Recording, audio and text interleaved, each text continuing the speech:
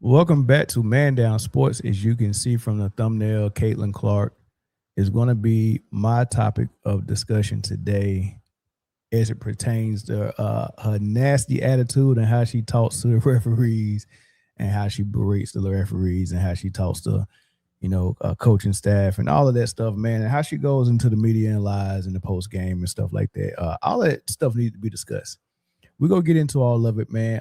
Even Kareem Abdul-Jabbar, one of the GOATs, the second greatest player of all time.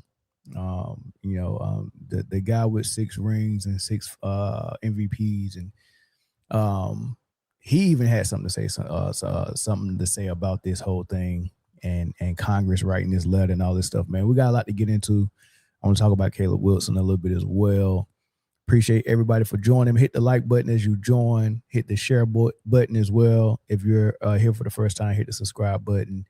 And also, don't forget to subscribe to all the podcasts that we got under our umbrella is part of our our branch or our tree or whatever. There's in the description. Also, make sure you go and subscribe to Man Down Sports Football channel on YouTube as well, because our NFL content is going to be on fire this season. So stay tuned for that. But we got to get into the Caitlin Clark stuff. But before I even start, I'm gonna look in the comment section to see in here because I need to see some of my moderators. Let me know if you're in here and you're a moderator. But other than that, listen up from a word from a sponsor. Underdog Fantasy is the best place to play fantasy sports. I want to tell you about the easiest way to get in on some NBA action with Underdog Fantasy and their pick'em game. Just find your favorite player, or any player for that matter, pick higher or lower on that player's stats, and you can win up to 20 times your money in one night. Pick between 2 or 5 players to fill your pick'em entry. Get every pick right, and you can net yourself some serious cash. Use the promo code Man Down Sports and get up to $1,000 in bonus cash. Plus, now that it's football season, you can follow Man Down Sports as we reveal our favorite picks from week to week. Like I said before, pick your favorite player, pick higher or lower, choose your dollar amount, and win some money. It's just that easy. Make picks, win money. We also want to thank Underdog Fantasy for partnering with us, and we want to thank you for helping the channel out by using Man Down Sports on Underdog Fantasy. All right, so what do we start? Caitlin Clark, what has happened recently? What do we start, man? I mean, I guess we can start with the Las Vegas Aces game.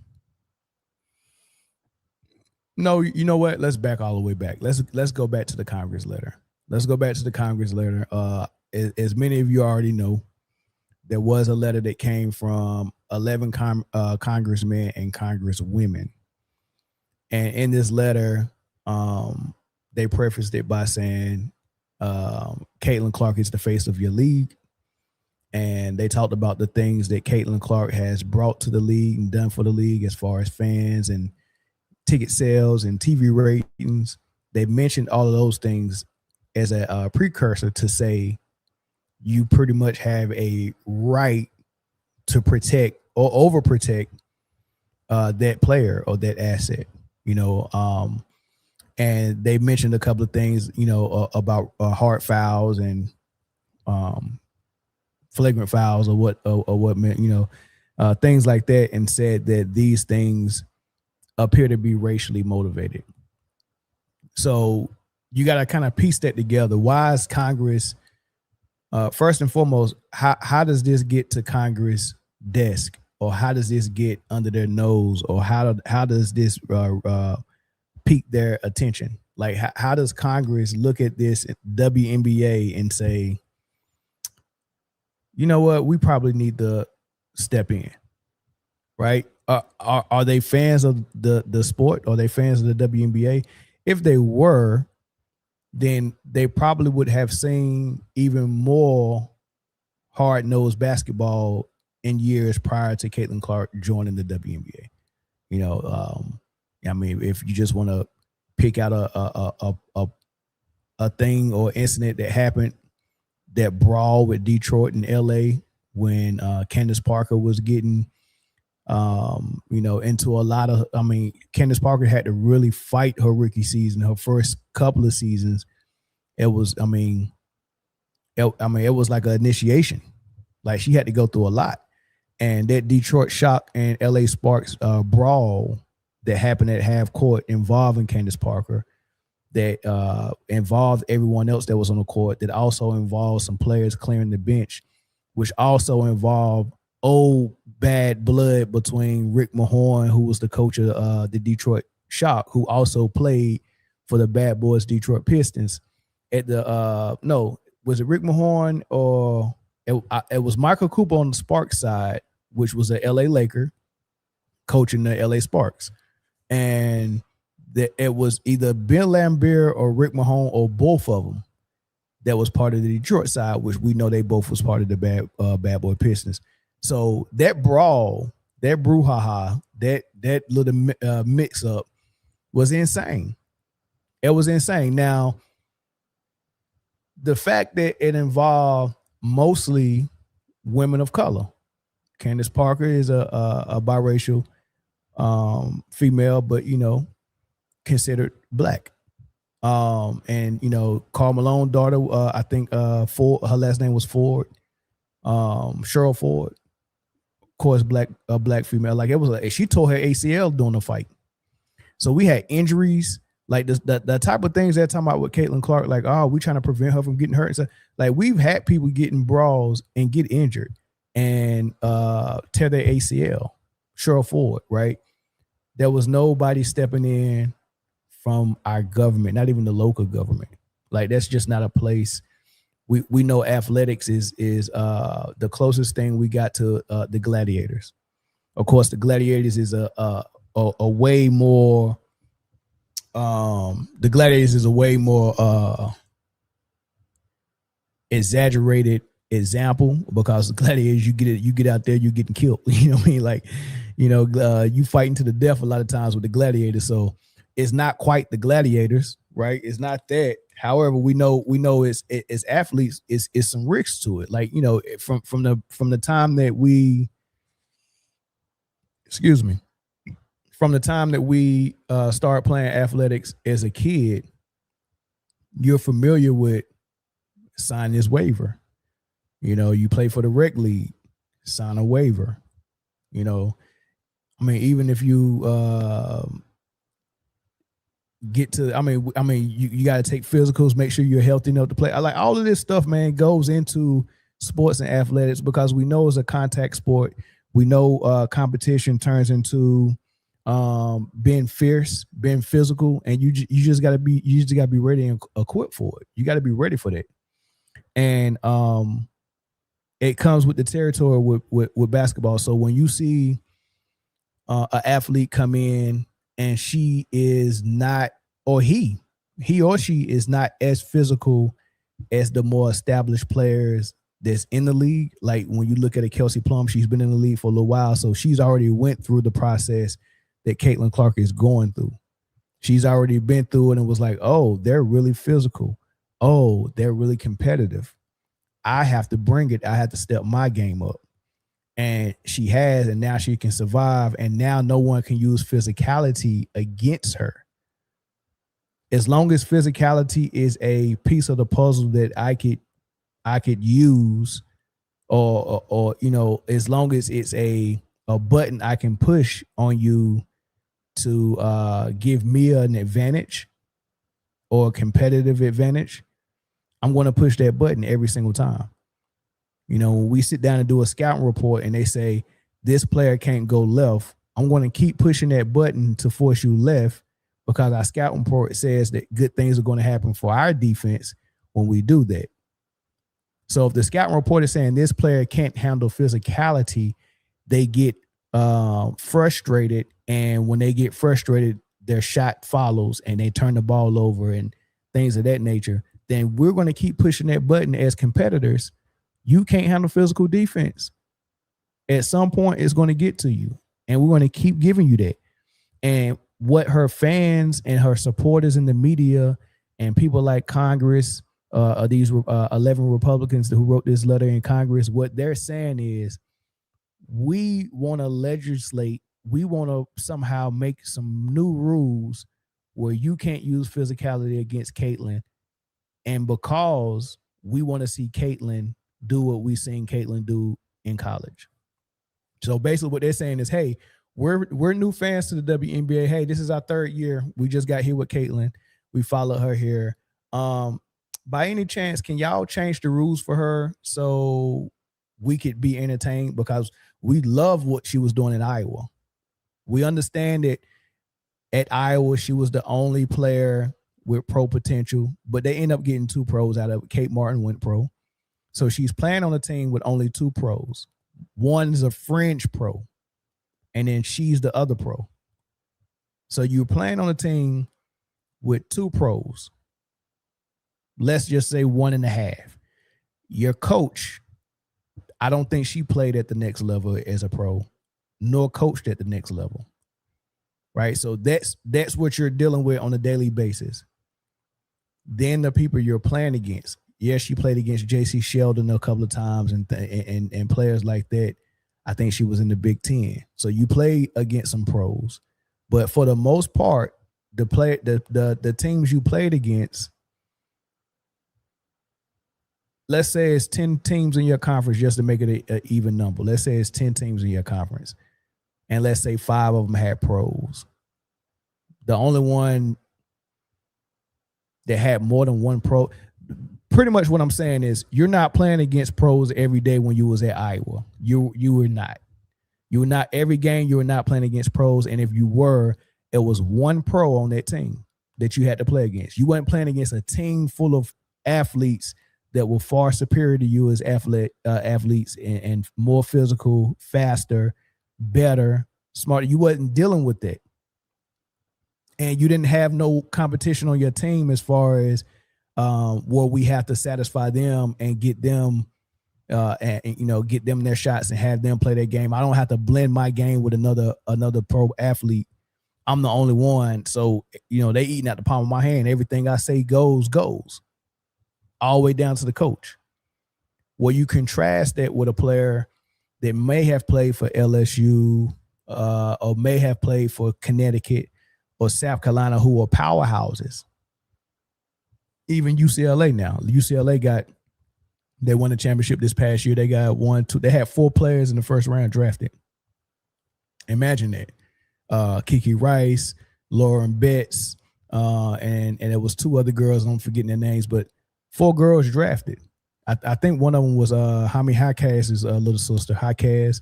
They had 4 players drafted in the first round. That's dope, right? So when you think about teams like that, those players were playing years of playing with other talents that they had to share the ball with, share the floor with, share the court with, share the offense, share the system with. It wasn't just about them. And they're playing against them every day at practice, and they're getting physical, and they're playing for coaches like Don Staley, who played in the WNBA, who played in the Olympics, who coached at a high level while she's been at South Carolina. So what she knows that you need to have in your repertoire at the next level to survive, she's giving it to you on a daily basis, whether it's mentally or physically. Gino has put so many athletes through that UConn system to go into the daggone pros and strive. Sue Bird, Rebecca Lobo, Diana Taurasi, now Paige Beckers and AZ Fudd. Like it's just so many players that has come through there that they showed up ready for the next level. So Gino knows how to do that. Why am I saying all of this? Congress and the people who just joined, like these people who wrote this letter, they're not really fans of the WNBA. They don't really know what they're talking about. And I don't know where they're getting their information from, that what they're watching is abuse, assault, or racially motivated, whatever they want to call it. I guess hard fouls can be racially motivated now. The fact that you about to get a layup and I hard foul you, if we're different races, then I could just say that was racially motivated. Not that I just don't want you to score and I'm a competitor. So they want rules changed, and they want things put in place that is going to give Caitlin an advantage. So I'm mentioning all that, and why am I saying that she's a wolf in sheep's clothing?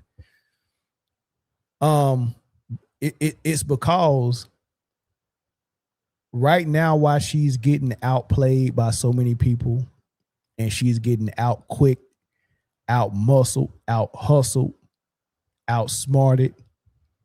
While this is going on, the stock that was all the way up here when she first joined the WNBA is dropping because everything that we seen at Iowa, even though all her games wasn't on TV at Iowa, so most of what we seen was during March Madness, and she really had a really good March Madness, right? So people probably think that, oh man, that can be every day. So she came in with a lot of popularity, and the people who were new to the sport of women basketball, whether it was college or WNBA, just had no clue how good these girls were at the next level. They should have got a hint of it when she faced South Carolina and her senior season in the championship, and it was a blowout. And when she faced LSU in the championship, her junior season, and it was a blowout. That should have showed you, okay, well, LSU and South Carolina has players that are going pro. They got players that are going pro that's on their bench as well. That's just probably freshmen and sophomores at this point. Flage is one of them. When you look at that and say, okay, Caitlin struggled against LSU and South Carolina when the stakes were high on the championship level. We seen how they defended her. We seen those guards like Raven Johnson, Flage. We seen these guards get up on her, get physical with her, turn her over, and pretty much give her a bad game and win in blowout fashion. That's just a sample of what it's going to be like every night in the WNBA, because LSU and South Carolina are the very few teams that have a team full of people that got pro potential or who are going pro. Like some of them, like it's probably 5 of them that we know are going pro, and it's probably 3 more that if they have the right type of success, their junior or senior season can also go pro as well. So they got a team full of pros they can put on the floor, which is just a snapshot of the pros, because everyone who's in the WNBA was that athlete in college that had pro potential, but just different schools. So now you got all the pro athletes in the WNBA, and Caitlin struggled against them in college when she played against them, but she rarely played against them. That, it wasn't like that was in the same conference. She only seen them during this, March Madness for the most part. So that was a snapshot of what was to come. What we seen against South Carolina and LSU, that's what we're going to see more often than not in the league. But with that, still they went head first into saying that she's going to be the best player the W has ever seen. She's going to be the GOAT, and she's already better than everyone in the league right now. That's what the media was saying. That's what her fans were saying, right? So why do I say she's a wolf in sheep's clothing? Well, now she realizes, and now her fans realize, oh, I can't do what I did at Iowa. It's hard. It's hard out there for a pimp. I can't do it. But what does she have on her side? She had a whole fan base. She had the whole media on her side. I mean, it was hard for you to even disagree with her fan base, because if you did, it didn't care who you were. You could have been one of the greatest women's basketball players ever. If you said anything that disagreed with her fan base and you were also black, you were going to get hell. Cheryl Swoops is one of the best basketball players ever in the WNBA, and all she said is she was trying to stick up for Diana Taurasi, because Diana Taurasi was the first one that they jumped on and was like, oh, she's a hater. She's not even black. So Diana Taurasi got hate just for saying reality is coming for these rookies, not just Caitlin, all the rookies. So this wasn't Caitlin hate.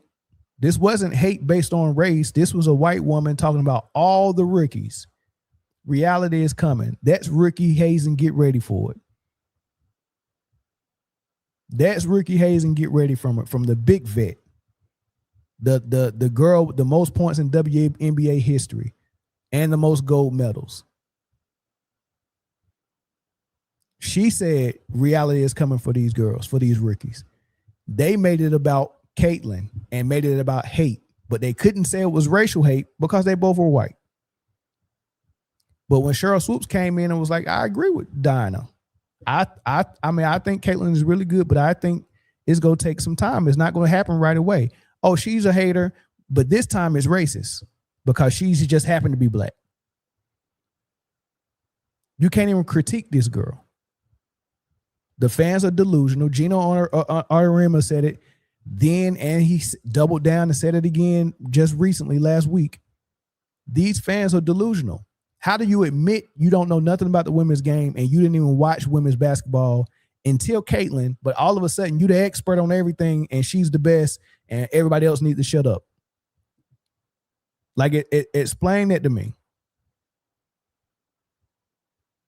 Right? Explain how that's even a thing. You don't know nothing about the game. You don't know nothing about basketball. You definitely don't know nothing about women's basketball, the history of it, who's good, who's the pioneers. But it's funny because this girl that you say is the GOAT, Maya Moore is her GOAT, and she knows about the history. She knows about the women that came before her. Y'all making her look bad by being her fans. If she could trade her fans in for fans that wasn't racist, I bet you she would. I bet you she wish she could do it different. But here's the thing that's working on her side. This is why she's a wolf in sheep's clothing. She knows what that fan base does for her, and she wants to use every advantage she can to be great. And right now she knows that her game, her skill set, and what she's capable of doing right now isn't enough.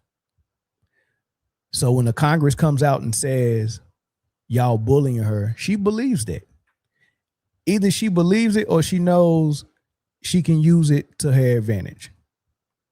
Because when that letter came out, first thing the Indiana Fever did is we didn't have nothing to do with it, and neither did Caitlyn. They wanted to separate themselves from the letter.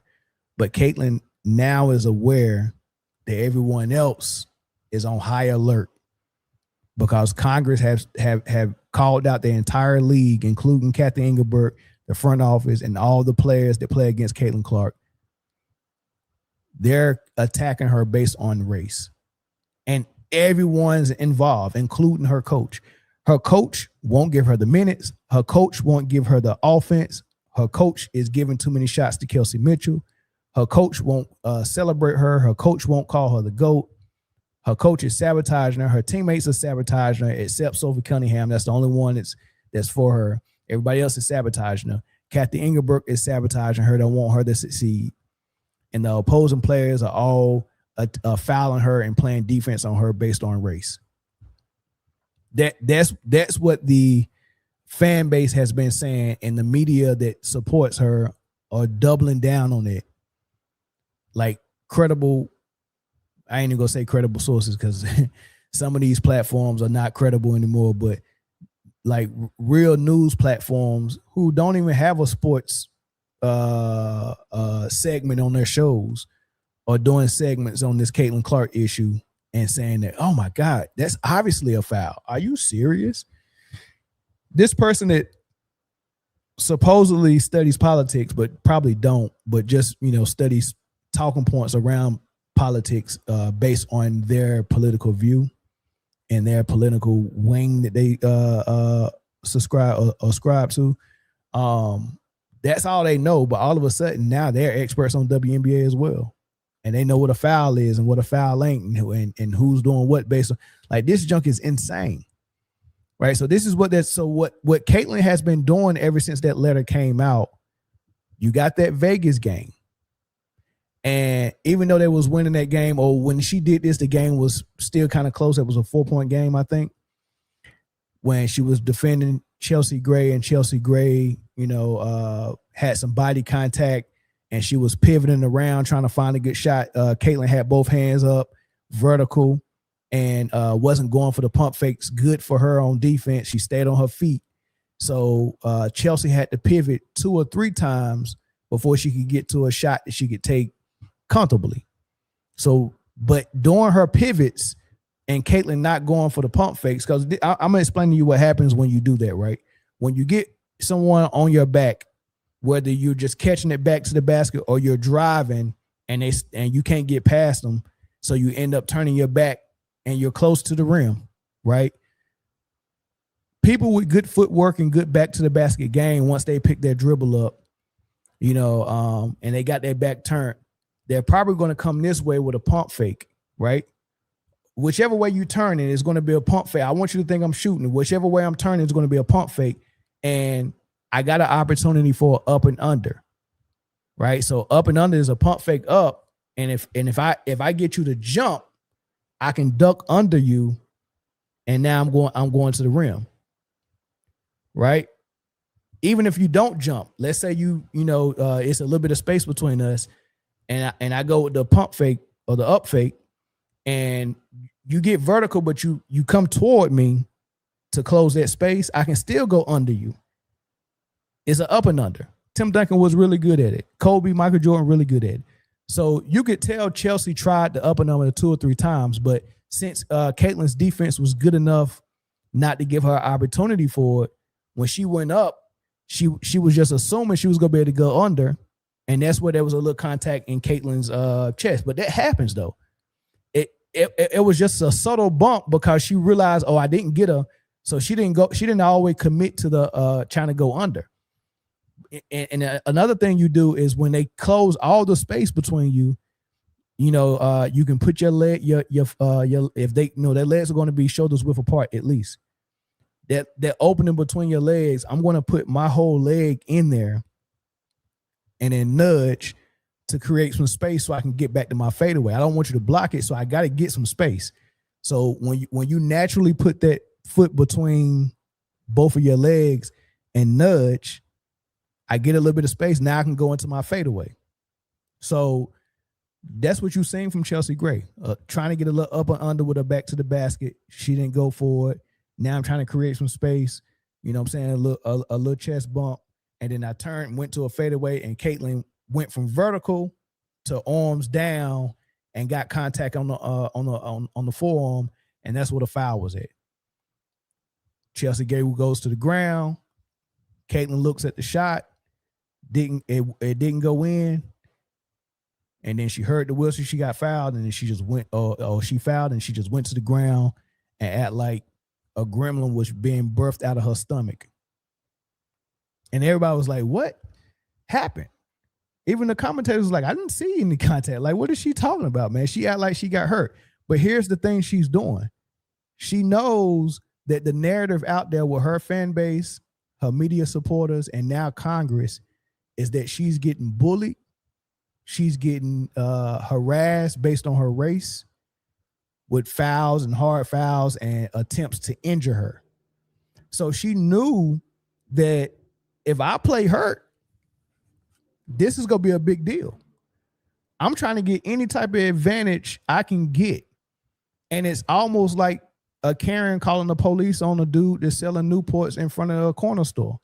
Like, it's been a 2-year span of when Karens call the police on black men, that when the police show up, that man end up getting killed or seriously injured.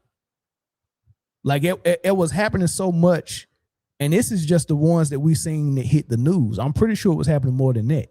I mean, it was people first week moved into a new apartment complex getting the police called on them because a Karen seen them and was like, "I don't think you live here," and would follow them and then call the police.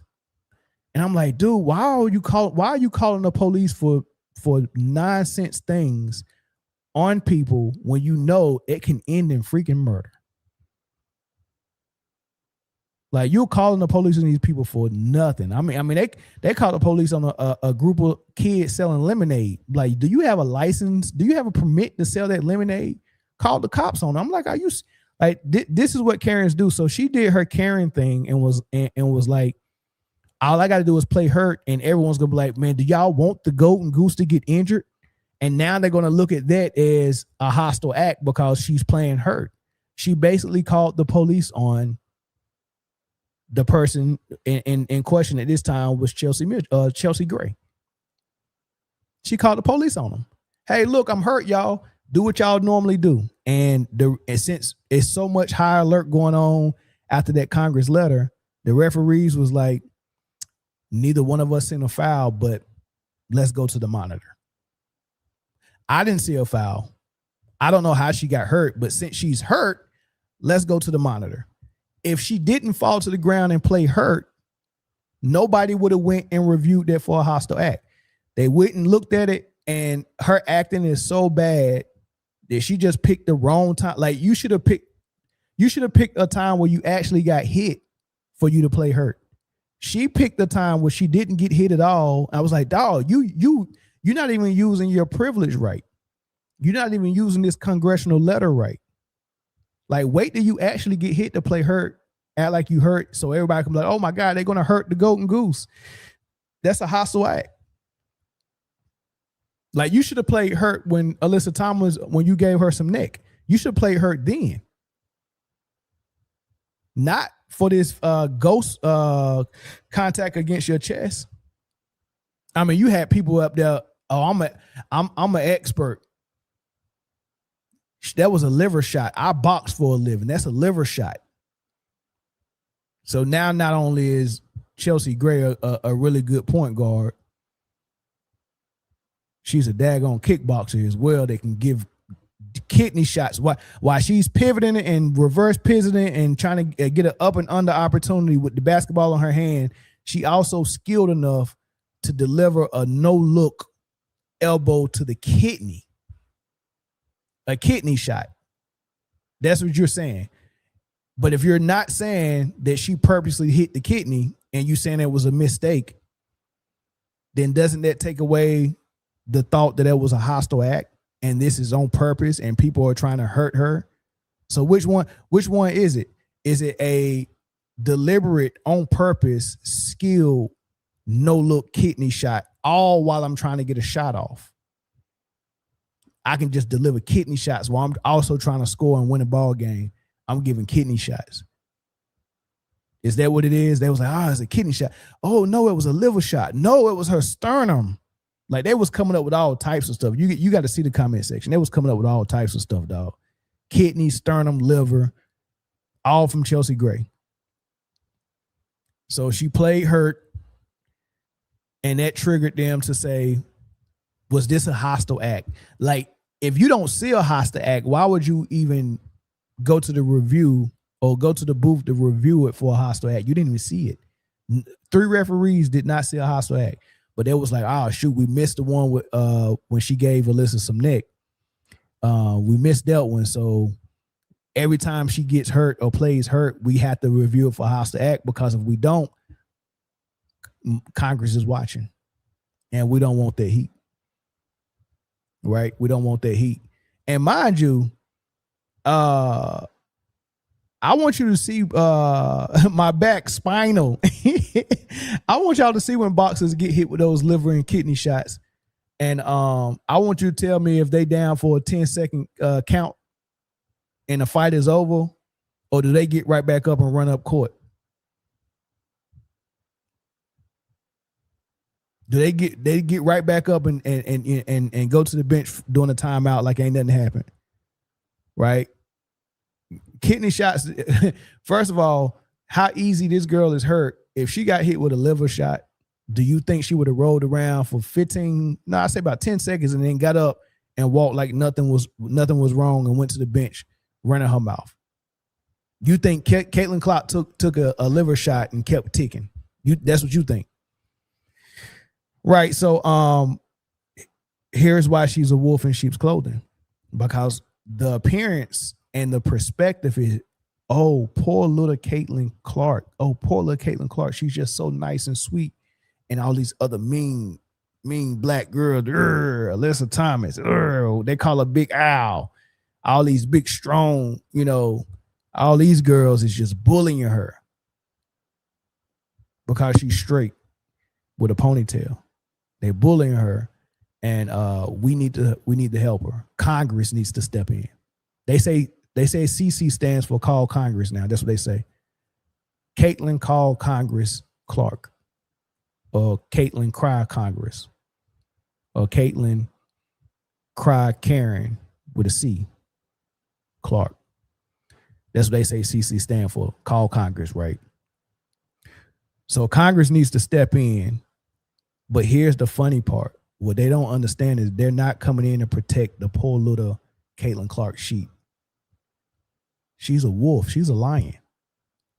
She's playing to it because what's going to happen once rules come in that ties those girls' arms behind their back, and now you can't touch Caitlin, you can't rough up, you can't play physical, you can't do that. They're just trying to get it to where we can legislate that virtually now you have to play her with your hands behind your back, right?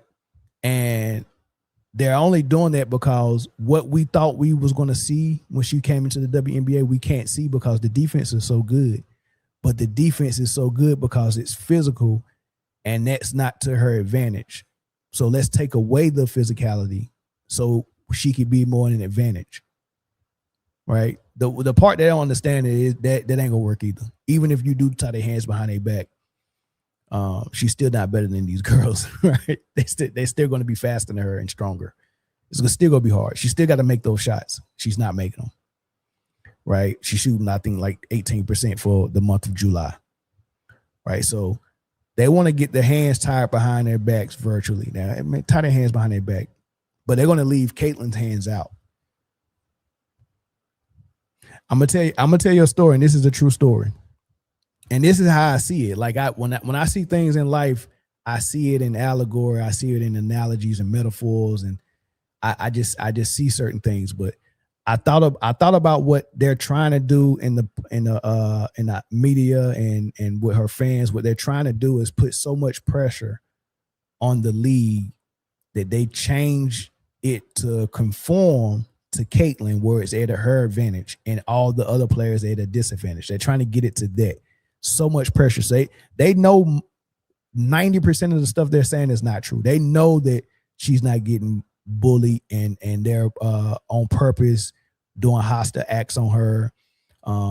They know that what they've been watching wasn't fouls. They know she's not playing good. They know all of these things, but they're saying whatever they got to say because what they want to see is Caitlin perform the way they did at Iowa for different reasons. Some people want to see it just because they love Caitlin.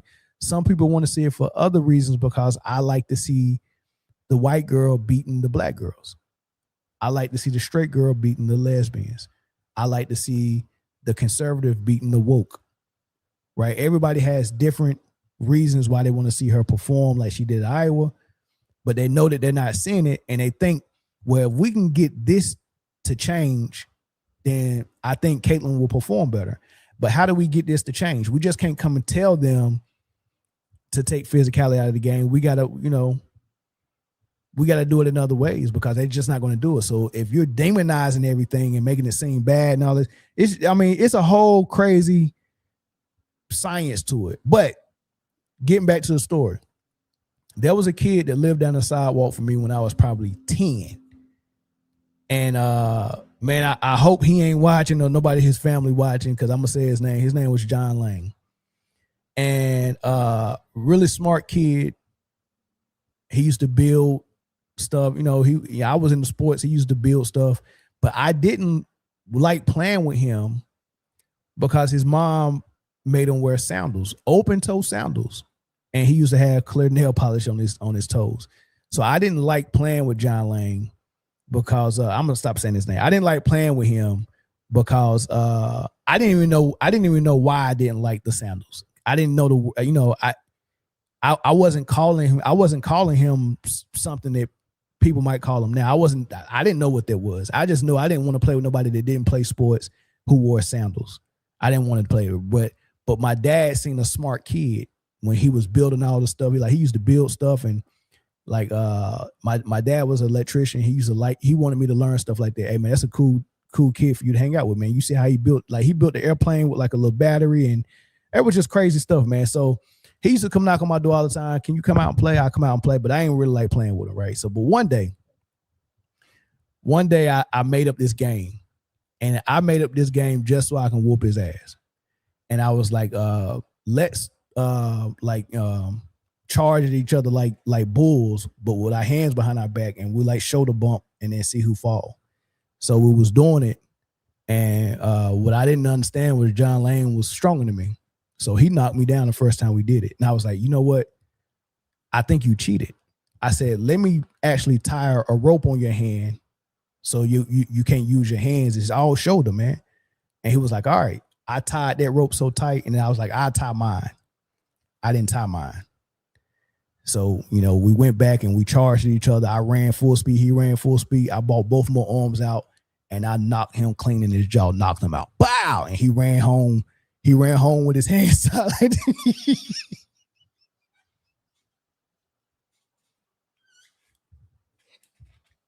He ran our way home with his arms tied like this, man.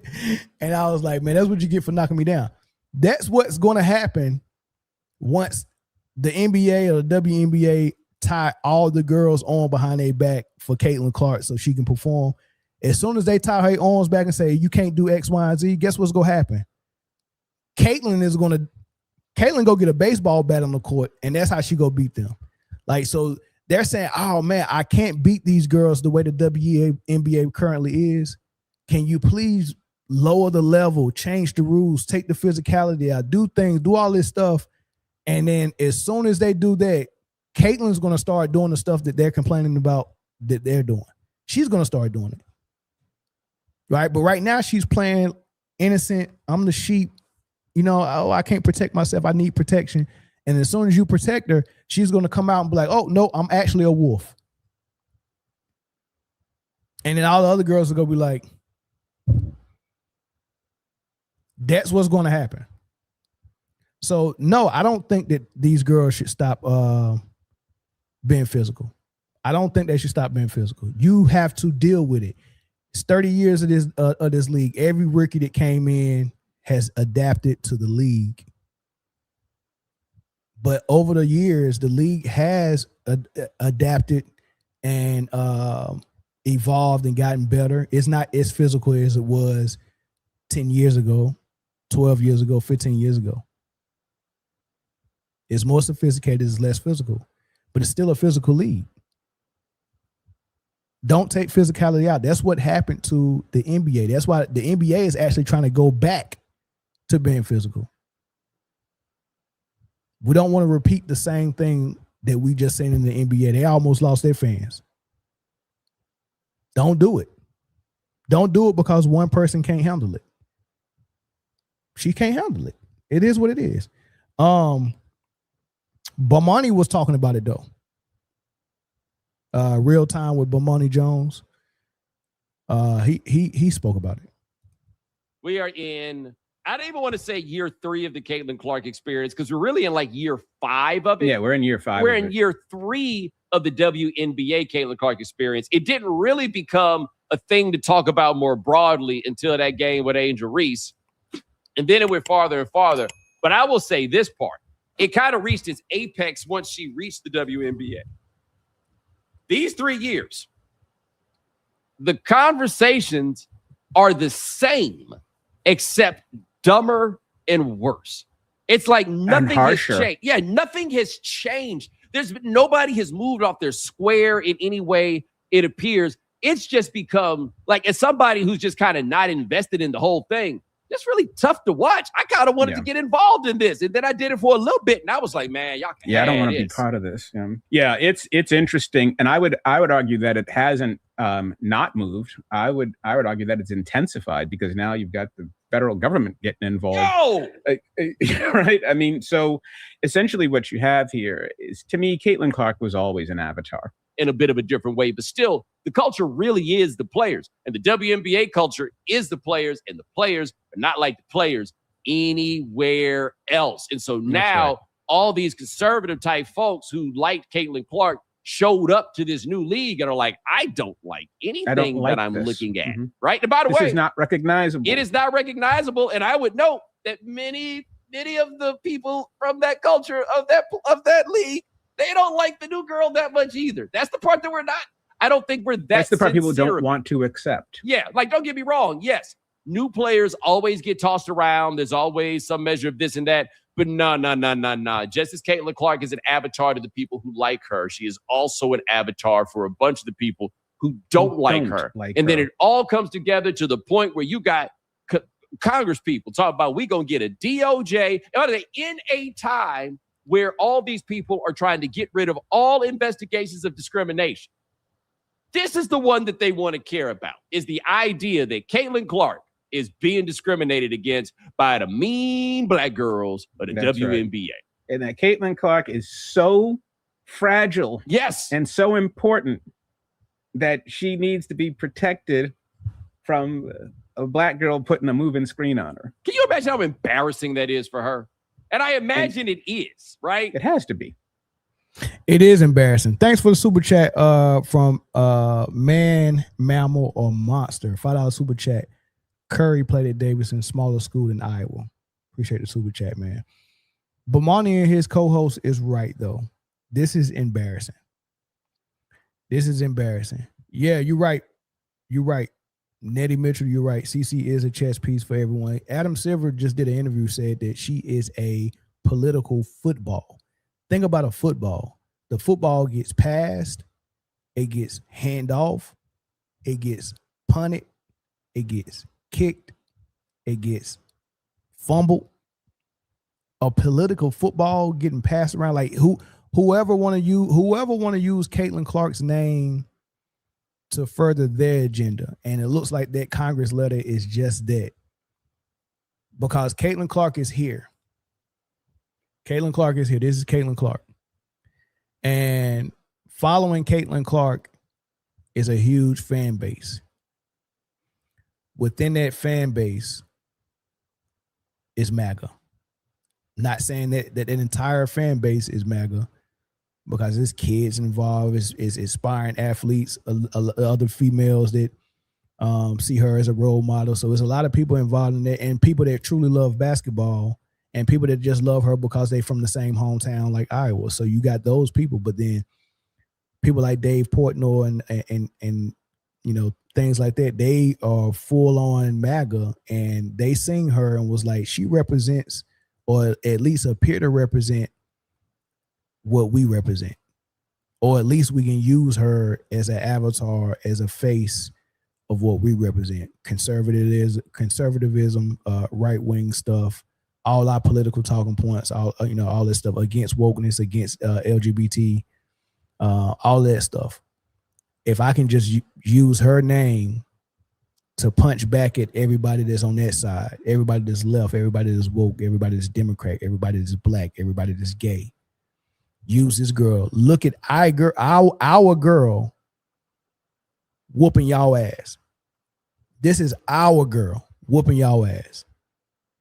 She came to y'all league and got better than all of y'all. Look at her whooping y'all ass. Caitlin didn't ask to be the face of that. She's the face of that. So anybody can use her. Anybody that hate gays can use Caitlin in a environment of basketball and talk about gay people the way they want to talk about black people the way they. So it's so many different people and different groups of people, different supremacists, different hate groups. You know, I mean, they can't even hide their hatred. They can't even disagree with you in the comment section without calling you a monkey or the N-word, or calling you woke, or calling you gay, or bringing up Angel Reese. This ain't even about Angel Reese. Why would you bring her up? Or bring up eyelashes, or bring up fingernails, or bring up wigs or weave?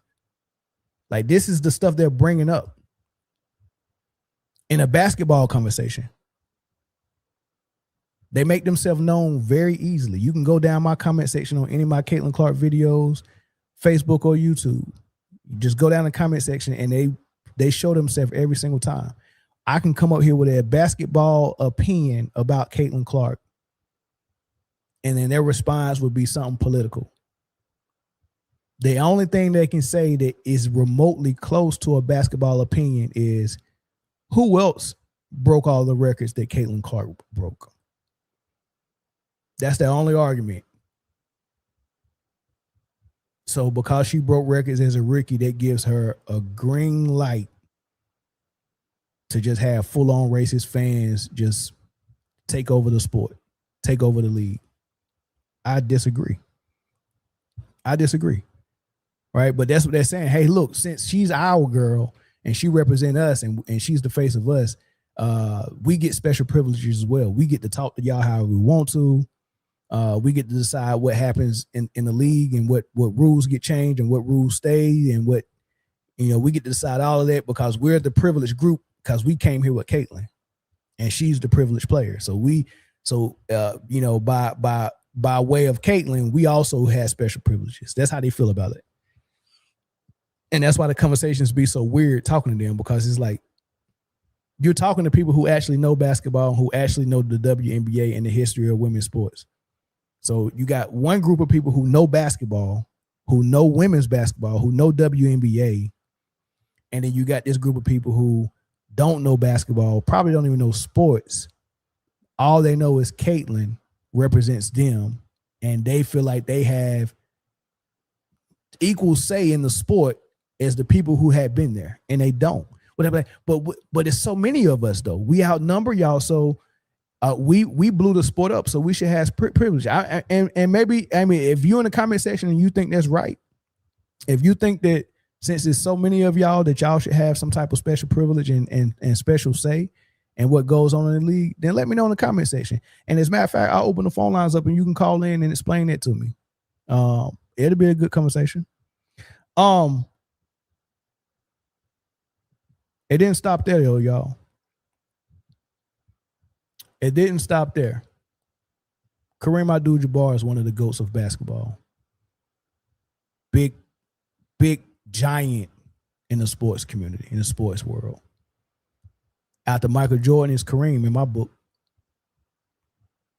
A living legend who lived through 60s, 70s, 80s, 90s, 2000s. When a man like that talk, you're supposed to listen. At least think about what he said. So what did he say? Well, Kareem Abdul-Jabbar has a Substack. I don't know if you're familiar with the platform Substack, but you can post video, you can write articles or, certain comments or whatever passages you want to do. And Kareem is a avid writer via Substack. I think he writes almost daily. And he just happened to write about what's going on because he writes about politics a lot. He talks about Trump a lot. And he just happened to write about this situation with Caitlin Clark once Congress sent that letter to Kathy. And a lot of people only take excerpts of what he said. But I'm going to read you the whole thing because I think it's interesting. He said, last week, according to multiple news sources, 11 congressmen and congresswomen sent a letter to the WNBA asking the league to protect Indiana Fever guard Caitlin Clark from what they describe as possible racially motivated attacks on the court. Let's stop there. Racially motivated attacks on the court. We're talking about fouls, y'all. Remember, in the NBA rule book, they allot you 6 fouls. Hey. The game just started. Every last player that dressed out today, y'all got 6 fouls that y'all can use before y'all get fouled out of the game. 6 of them. And ever since I've been a player, we don't give up fouls that aren't really good hard fouls because I want to foul you to make sure you don't get a shot off, because the last thing I want is to foul you on a shot attempt and you actually make the shot and now you got a chance at a 3-point play or even a 4-point play. So we had a no layup rule and we had a hard foul rule, just hard enough for you not to be able to get a shot up. So I get 6 of those. If I'm a really good player and my team needs me, I don't want to use all 6 of them because I don't want to foul out. But I definitely don't want to leave the game with 0 fouls. You mean to tell me I had 6 fouls I could have gave and I ain't give none? Last game, Caitlin Clark had 0 fouls. Right? You want to use your fouls. I get 6 of them. What Congress is saying is, hey, when you use them against Caitlin, we see that as racially motivated. But I'm not going to be too facetious about that because they're not just talking about regular fouls. They're talking about hard fouls. So if your foul is hard and you're black, then that was racially motivated. That's what Congress is saying. But remember, we get 6 of them. It's in the rule book. The letter led by Congressman August Filger calls Clark the face of the league. Now, this is where we're going to start with our first discussion, the face of the league. And states the lawmakers are concerned by reports. I wonder what reports Congress got. Because Indiana people say, we didn't say nothing. Caitlin Clark said, we didn't say nothing. So I'm trying to figure out who called Congress and said, we need y'all to look into this. I guarantee it was a Caitlin Clark fan if it wasn't Caitlin Clark. They said they were concerned by reports that attacks against Clark may be racially motivated. Have y'all seen any attacks against Clark? Because hard fouls are not attacks, y'all. I'm sorry, it's not.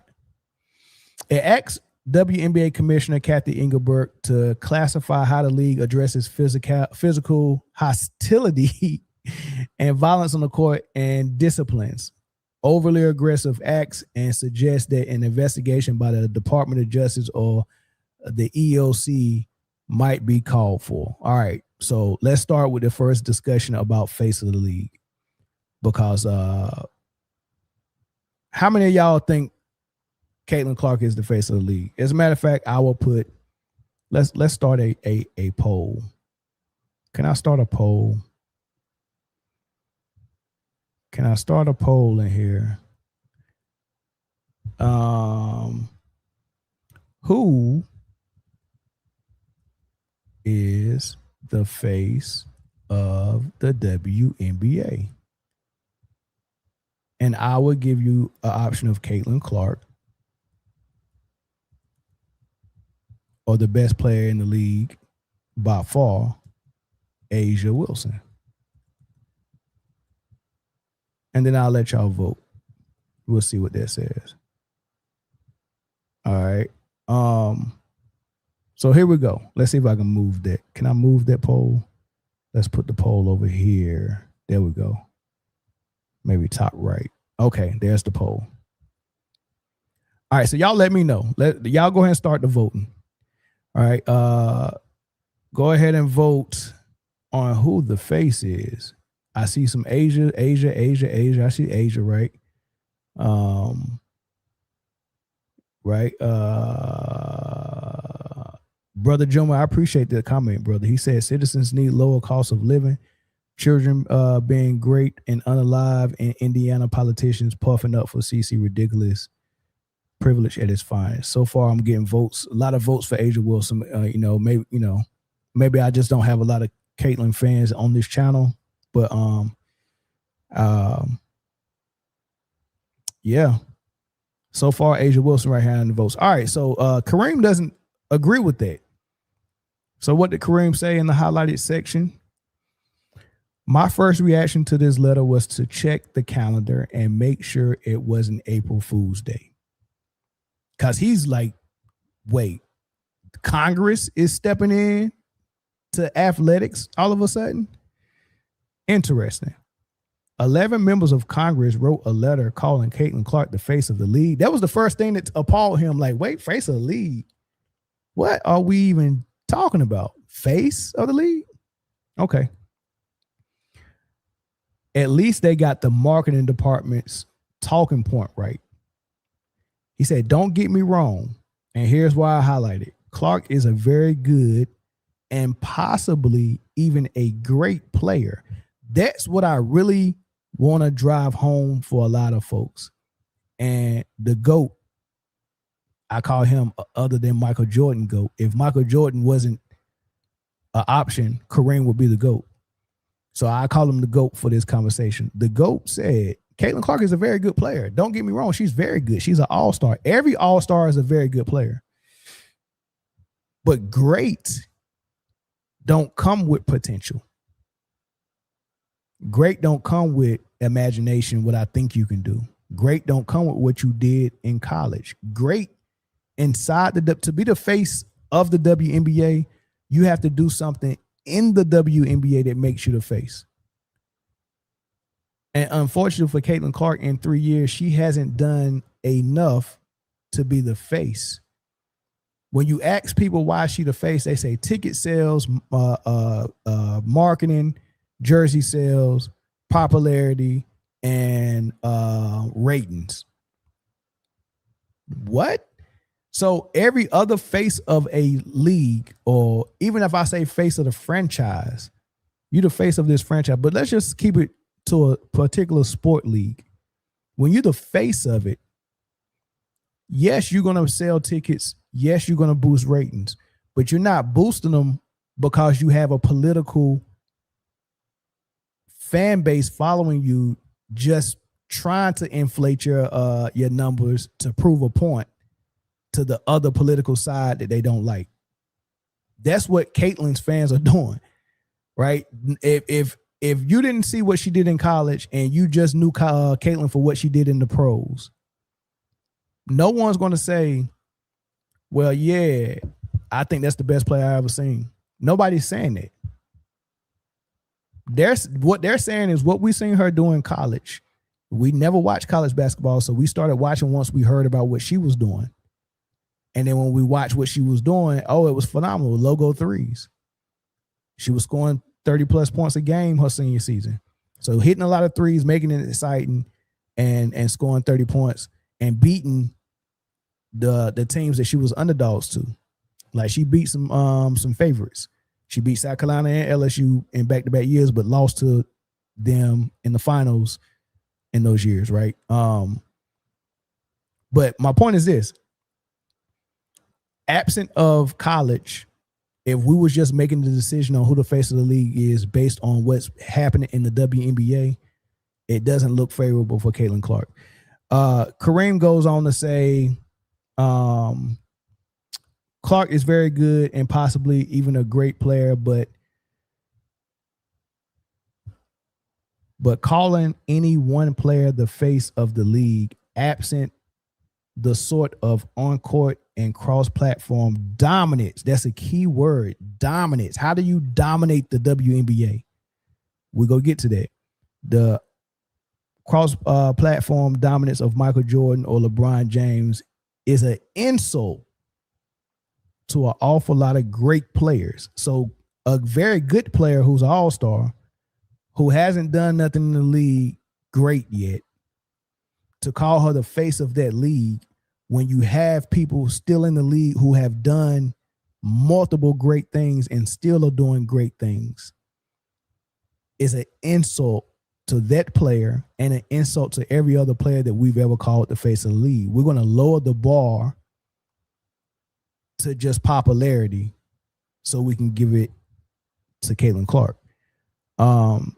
And he said an awful lot of great players. It's an insult to an awful lot of great players, starting with Asia Wilson, who has won 3 titles and 4 MVPs and in her first 7 years in the WNBA. Imagine playing 7 years and getting 3 titles out of it and 4 MVPs and 2 Defensive Player of the Years and 2 Olympic gold medals that you led the team to. Imagine it. Imagine 3 finals wins, 4 MVPs, 2 gold medals, 2 Defensive Player of the Years, and then you only played 7 years. You're still in your prime, and right now you got the best record in the league. You're the scoring. You're leading the league in scoring. You're leading the league in blocks. You're the top candidate for Defensive Player of the Year and MVP once again, and you're in the middle of that season right now, and someone's calling the 15th best player the face of the league. I'm going to let y'all let that sink in.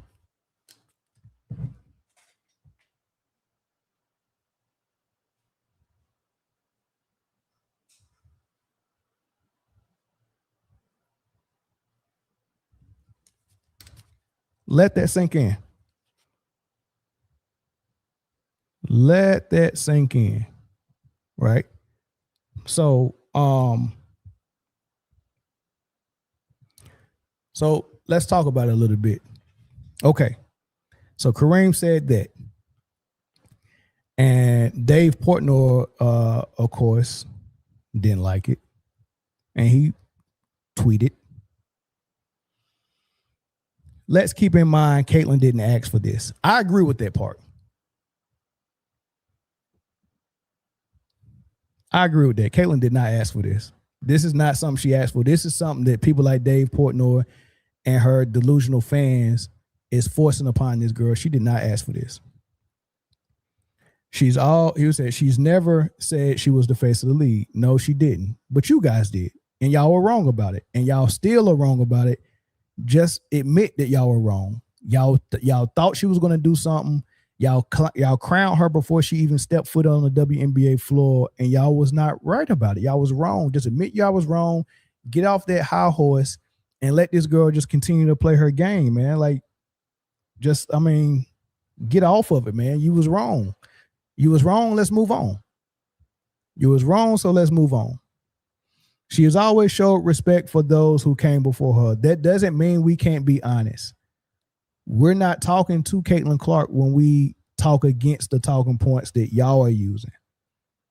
We're not talking to Caitlin Clark. We're talking to her delusional fan base. Y'all need to hear this, not Caitlin. Caitlin knows this, but I'm afraid she's starting to believe some of that hype though. It's starting to show out on the court the way she's talking to these refs and think that every foul is supposed to be called for her after that Congress letter came out. Like, she been acting real different after that Congress letter came out. She could squash this league like a bug if she started her own league. Okay. All right, big dog. I mean, if that's an option, I mean, maybe she need to do that because I don't know who else is going to let her shoot the ball. I don't know who's going to. Maybe she do need to start her own league if that's how she want to play. If she want to play like she did at Iowa, then she need to start the Iowa Caitlin Clark Basketball Association, where everyone just buy tickets to come watch her play like she did at Iowa.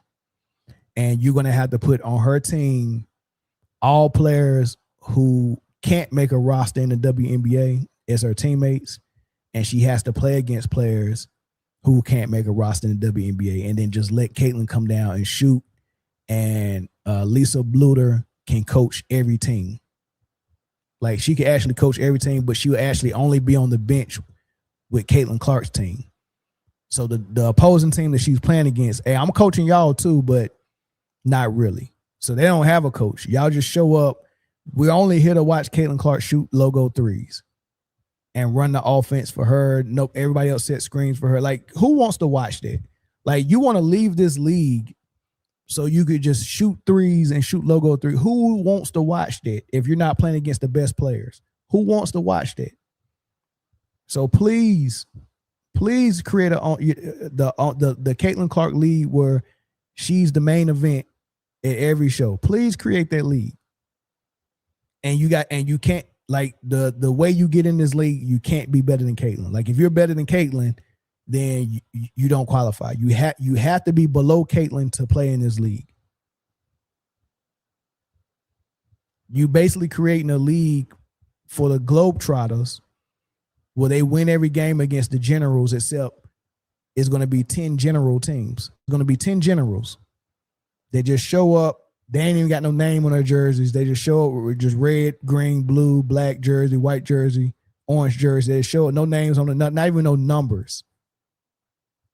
Because remember, you can't touch Caitlin either. We don't want no contact. So it's almost, you know what? It's almost going to be like what's that sport in the Olympics? Where you can't dribble the ball, but you got a hoop. You can't dribble it. Netball. It's going to be netball. They want to play netball in her league. She could squash this league like a bug if she started her own league. When she was asked to do the NBA three-point contest, she said she wanted to do the WNBA one first. That's not true because it's been 3 years and she still ain't done it. She don't want to do that three-point contest. She turned down the NBA three-point contest because she knew she was going to get whooped. Sabrina and Escu did it. She shot against Steph Curry and performed very well. Caitlin don't want to do it. Caitlin don't want to do the 3-point contest for the same reason. I want y'all to see my face when I say this. Caitlin Clark, hold on. Caitlin Clark don't want to do the dunk contest. I'm sorry. Caitlin Clark does not want to do the 3-point contest for the same reason that LeBron don't want to do the dunk contest. If LeBron don't lose the dunk contest, then he never lose the potential title of one of the best dunkers of his era. It can really be proven easily that you're not by you doing a dunk contest and not looking as good as Vince Carter, not looking as good as Gerald Green, not looking as good as Aaron Gordon, not looking as good as Dominique Wilkins, Michael Jordan, Zach LaVine. Like, the dunk contest got a high bar.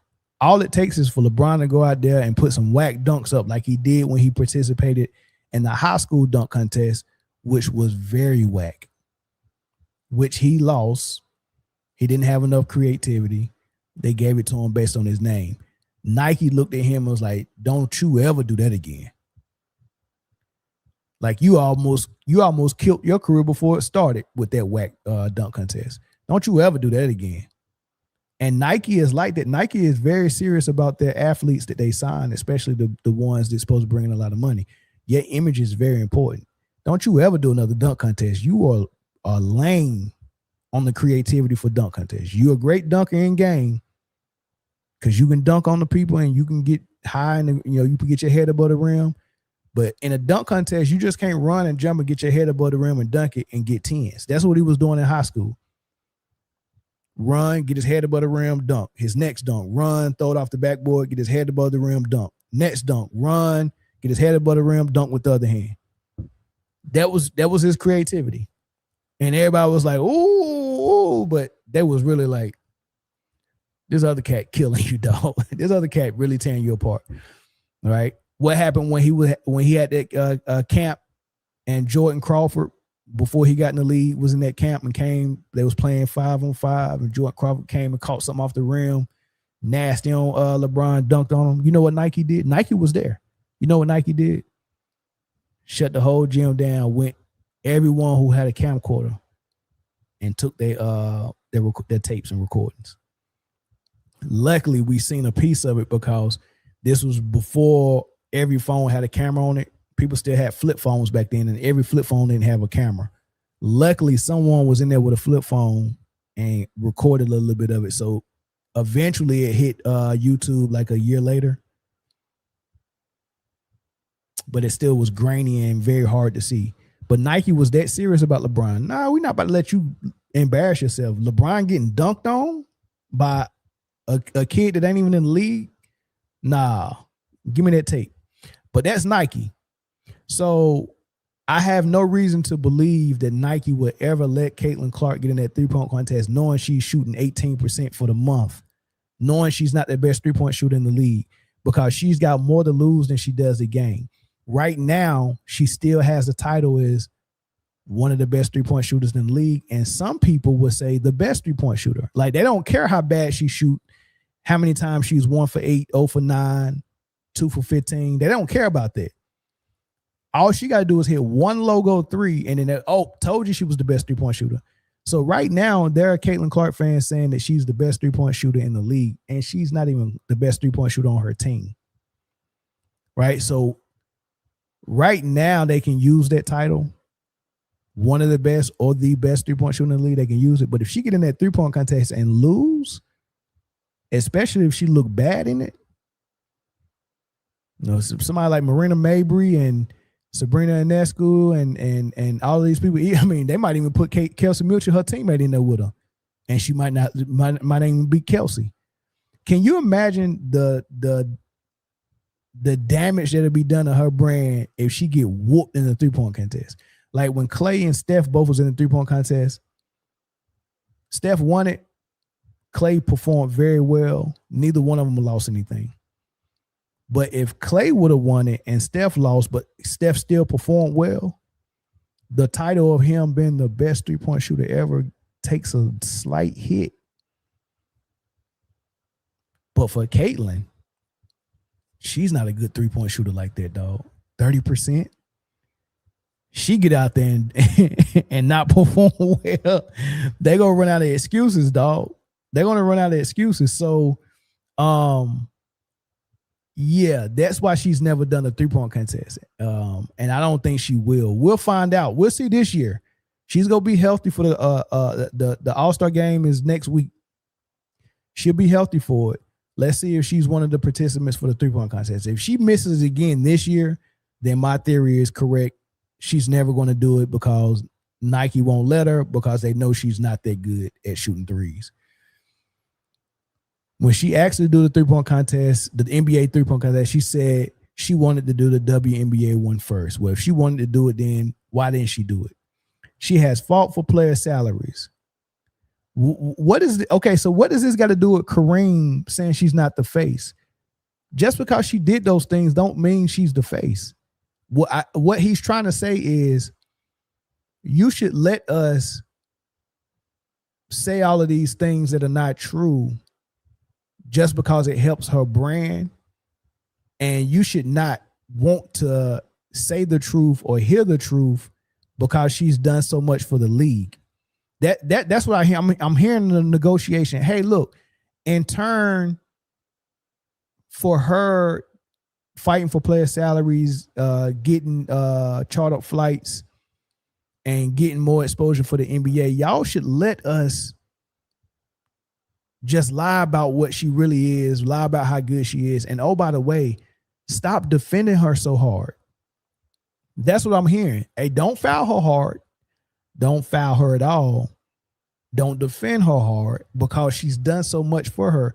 And if you're defending her, that's jealousy. And I don't understand why you would do that to the golden goose that laid the golden egg. That's all I keep hearing. The goose that laid the golden egg. What are we supposed to do because you laid a golden egg? Not defend you and lie about you and lie about how good you are? No, we can't do that. Like, why we just can't compete against her? That's what they're confused about. She fought for players' salaries, but she is by far the most popular player in the league by every metric possible. Is that true? Every metric? Because I mean, I could just do a quick search on who has the most social media followers, and I think it's Angel Reese and Paige Beckers. Y'all can do the quick Google search if you want to. I don't know. I'm just guessing. It's Angel Reese and Paige Beckers. So I wouldn't say every metric that she's the most popular. I wouldn't say every metric. She's popular though, for sure. Was it here where we get real retarded? Was it disrespectful to pass tennis players when Serena Williams and Venus Williams instantly became faces of women tennis, or Tiger with golf? The market dictates who the face of the league is, and it's clearly Caitlyn. This argument makes zero sense and is just steeped in jealousy and stupidity. So now Kareem Abdul-Jabbar is stupid and jealous and making zero sense. And he said that the market dictate who the face is, and that's clearly Caitlyn. And he gave the comparison to Tiger Woods and Serena Williams. So we go test that theory. How y'all doing in the chat so far? We go test that theory. He's blowing a dog whistle. Yeah. Olivia Miles versus Caitlin Clark. Nike doesn't want CC to look bad against the freshman class coming into the league. Yeah. She better decide who she is before some of the girls put out a miracle and take her. Whoo, sheesh. Serena Williams, Tiger Woods. Let's get to that comment first that he made. Thanks, brother or sister. Awesome. Keep up the great work. I appreciate you. Let's test that theory. Serena and Tiger Woods. He said, well, let me see exactly what he said about Tiger and Serena. He said, was it disrespectful to pass tennis players when Serena and Venus instantly became the faces of the league, or Tiger with golf? So I guess he's saying when Tiger entered golf, he instantly became the face, and Serena and Venus, when they entered tennis, they instantly became a face. And he's asking, was it disrespectful for them to pass the other tennis players? Well, here's the difference between your example of Tiger and Serena and Caitlin Clark. When Tiger entered the league, we heard about a prodigy phenom golf player who happens to be black. So it was a couple of things that grabbed everyone's attention. One, we heard he was a phenomenon, a phenom, and a prodigy. We didn't hear that he was already better than Phil Mickelson, or we didn't hear that he was better than all the golf greats. We didn't hear that. We heard that he was a prodigy. Like, this dude is insane. Now, he played college golf. So we have a sample size of him already winning. He won at a high level in college. So not only did we hear he was a phenom, he was actually proving that my peers, I'm better than. So now he's going pro. How is he going to fare? Here's another thing about golf, though. It's easily to figure out who's better because you're shooting on the same course against the same variables, and then you have a score, and you can look at that score and see, oh, you shot par, or you shot above or below it, or it's easy to figure out who's playing that course better. And if I continue to play courses better, then I can say I'm the better tennis player or the better golf player. So we hear that Tiger Woods is a phenom. We hear that he's a prodigy. Then he gets in the league, and right away he's winning majors. He's going head to head with some of these greats and beating them. He won the Masters. He won the Masters. They serve fried chicken and freaking daggone. They might as well have watermelon and Newports there too. They was trying to make a statement. They had fried. No, they didn't serve fried chicken. It was somebody made a comment. Well, we hope that, because when you win the Masters, you get to pick the meal. And somebody made a comment. Well, we hope it's not fried chicken and watermelon. But you lost. You lost. But the point is, Tiger won the Masters. That's the biggest golf. Is that the biggest golf tournament? I don't know. The Masters is a big deal. You get the green jacket. It's a big deal. He right away came in there and won it and showed, oh, what we heard about him is true. Venus and Serena.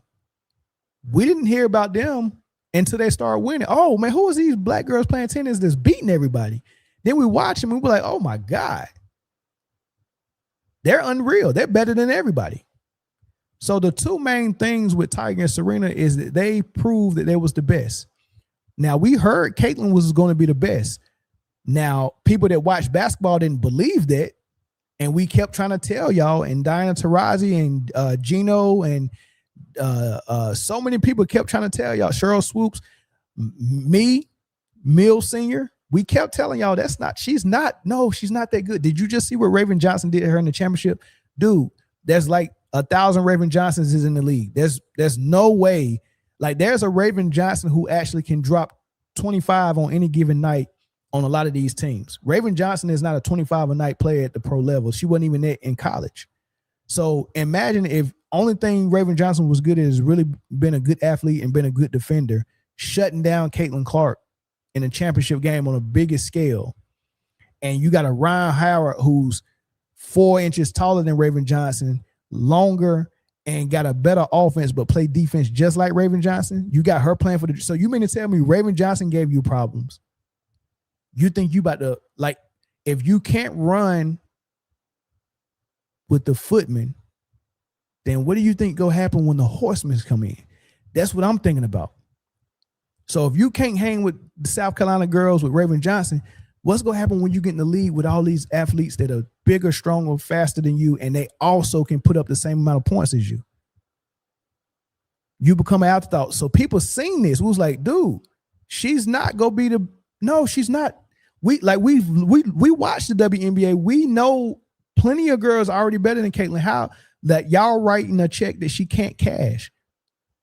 Everybody kept telling y'all had months to get this right. Stop saying that she's going to take over the league and she's the best. Can y'all please stop saying that? Oh, you're racist and you're jealous. And dude, you ain't even seen her play in the league yet. Can you please just hold your horses and let her play? And she came out there looking like straight garbage for the pretty much all the way into the Olympics, because that was the year the Olympics was. Straight garbage. And then she got that big break while they went and played in the Olympics. And I guess she put in some work. And when they came back, she had a lot of energy. All the girls, that are something in the league played meaningful minutes in the middle of their season in the Olympics.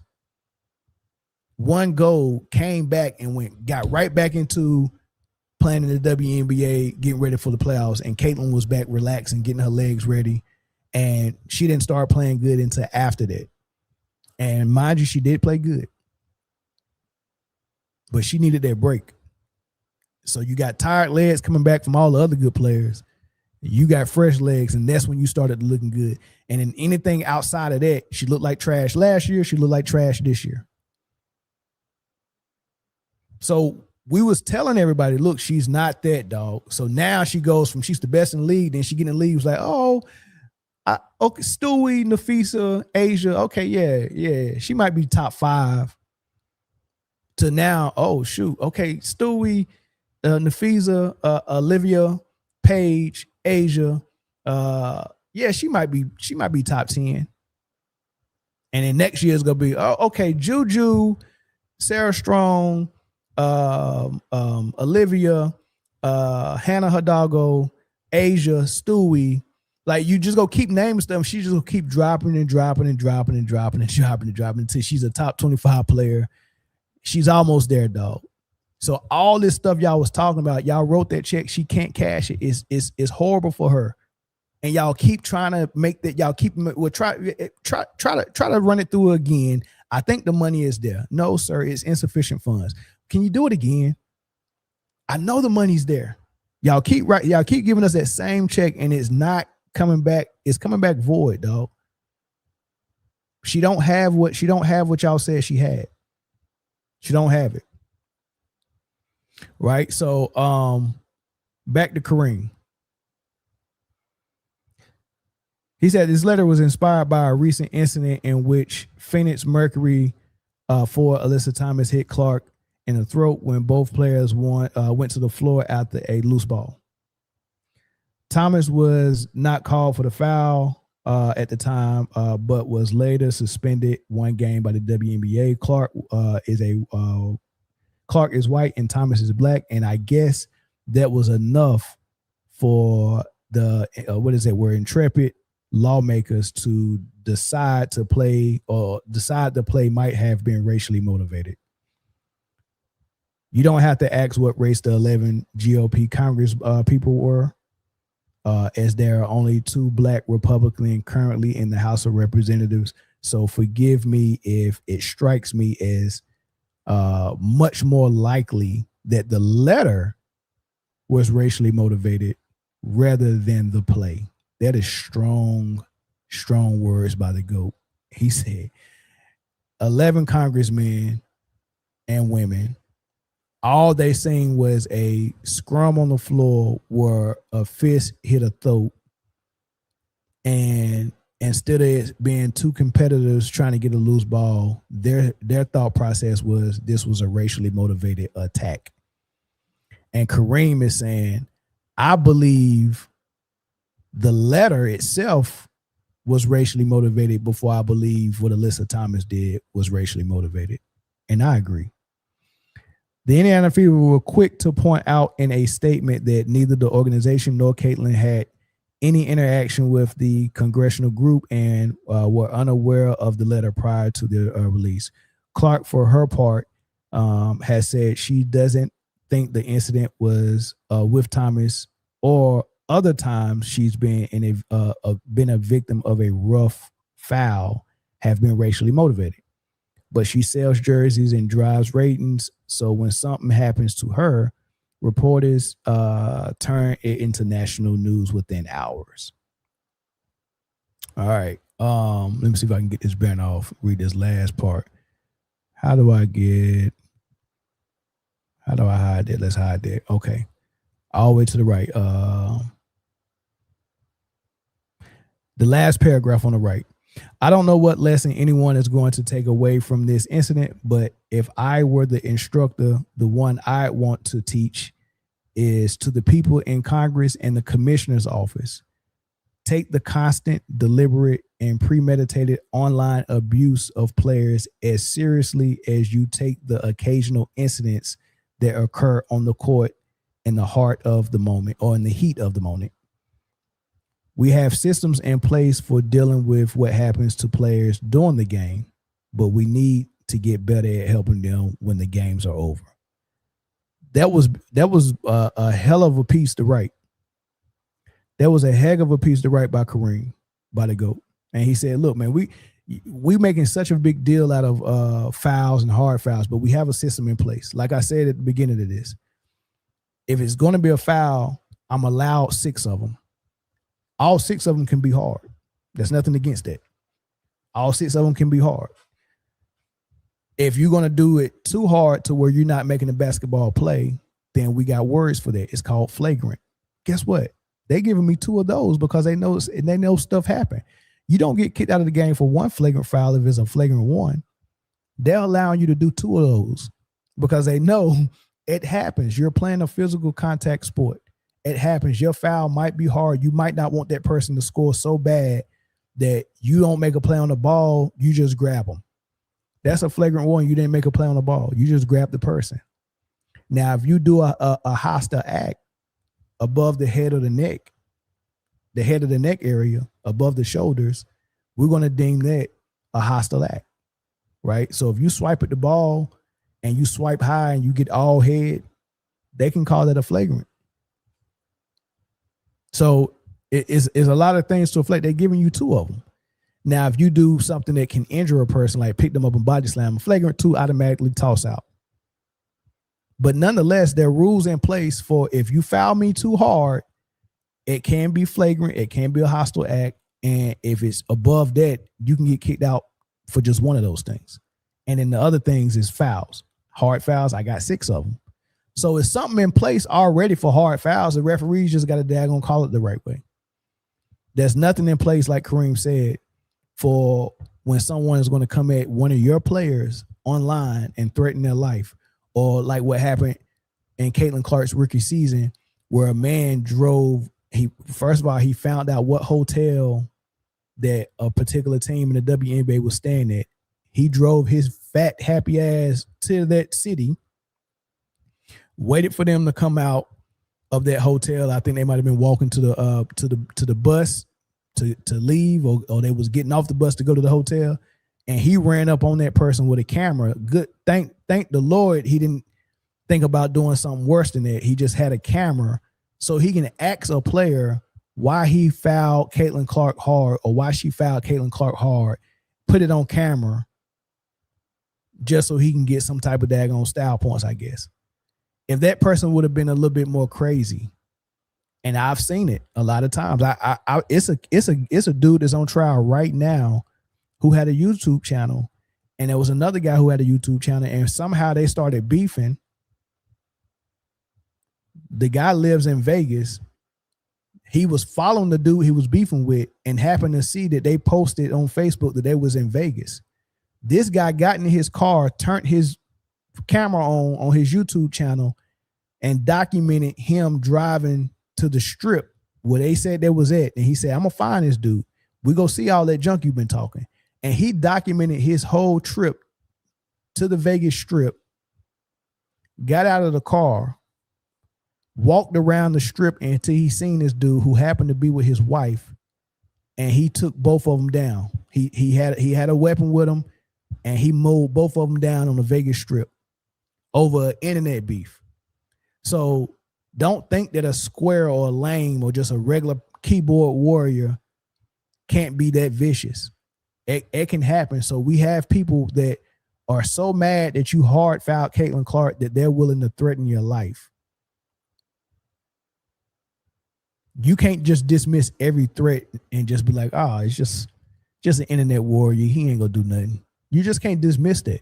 Like the type of police work this dude had to do. Oh, they at this city this weekend. I'm gonna find out what hotel they at, and for you to do that, and then you can just pop up on them while they walking from the bus to the hotel room is insane. Who's doing that? Is there any other fan base who's done that? Like, come on, man, what are we doing? Right? So let's test that theory that Portnoy said about face of the league. What y'all think it is that makes you the face of any league, right? She isn't the reason from getting all those things done. It was already in process. I don't understand how you can say all of these bad things about her fans and the response is she did all this for the WNBA. Is that supposed to allow the fans to be able to do that? Do you think if you do something against the law in the name of Caitlin Clark that you can go to the judge and say, it was justified that I did that because Caitlin Clark has brought so many fans to the WNBA? Like, think about what you're saying. You're saying I should be able to harass people that foul Caitlin Clark. I should be able to call them names, racially say things. And now I should be able to do all these things because I'm a Caitlin Clark fan, and Caitlin Clark brought all the fans to the WNBA, which is not true. She didn't bring all the fans. Right? Like this is insane. So this is what I'm gonna do. Just based on what I think is the face of the league, I think the face of the league is Asia Wilson. I think the face of the league is Asia Wilson. I just gave you the example of Tiger Woods and Serena Williams. They actually were the best at their sport. They actually proved they was the best by winning majors, by winning Grand Slams, by winning Masters, by being Player of the Year, by winning ESPYs, by doing all these things that show that I'm the best, and also I dominated. Like have you ever seen a boxer dominate a fight but lose? You didn't dominate the fight if you lost. Like, I dominated the fight, but I lost. That's not domination. Domination is tied to you actually winning. You can't dominate and come in 5th place. Have you ever seen a NASCAR driver dominate the race but come in 10th place? I dominated that race though. Like, what are you doing to dominate though?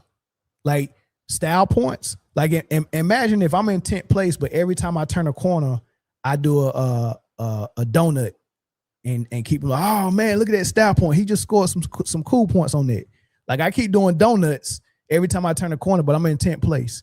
That's what Caitlin is. Caitlin is the 10th of 12th best player in the league, but her style points is a logo 3. So they saying the logo 3 is so stylish that makes you the face of the league. But you're losing. You're the 10th best player at best, and you lose. You've never won a playoff game. You've never won a gold medal. You've never won a championship. You've never won an MVP. You're not dominating your sport. So how can you be a face of something you're not dominating? I dominated the race, but I came in 10th place. How did you dominate? I dominated the fight, but I lost.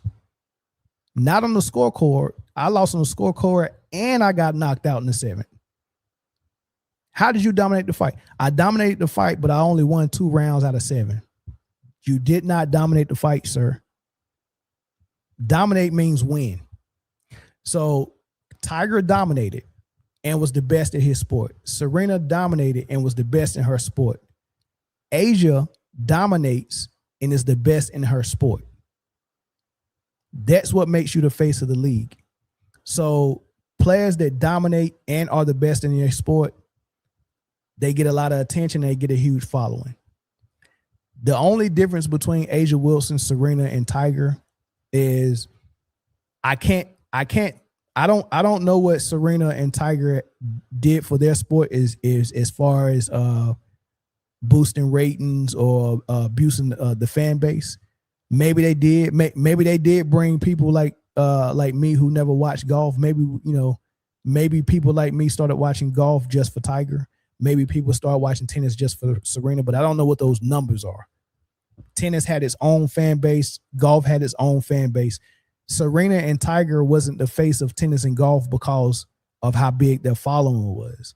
They was the face of golf and tennis because they were the best. So that is the foundation of being the face of a sport, being the face of a league. You must be the best.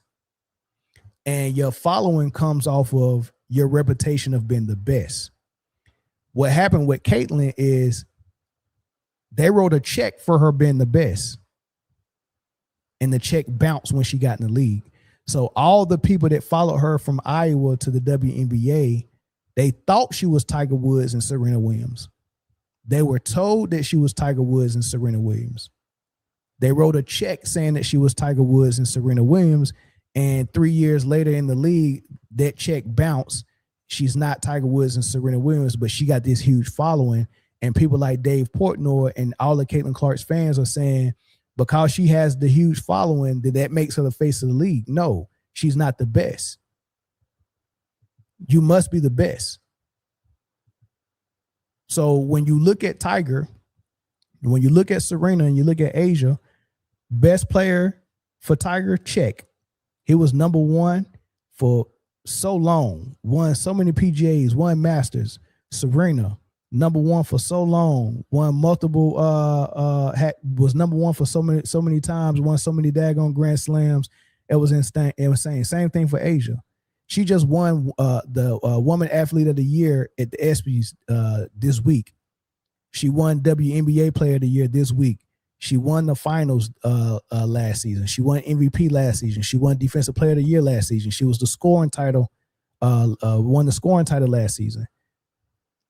In the 3 years that Caitlin Clark has been in the league, Asia Wilson has won a gold medal. She's won 2 championships.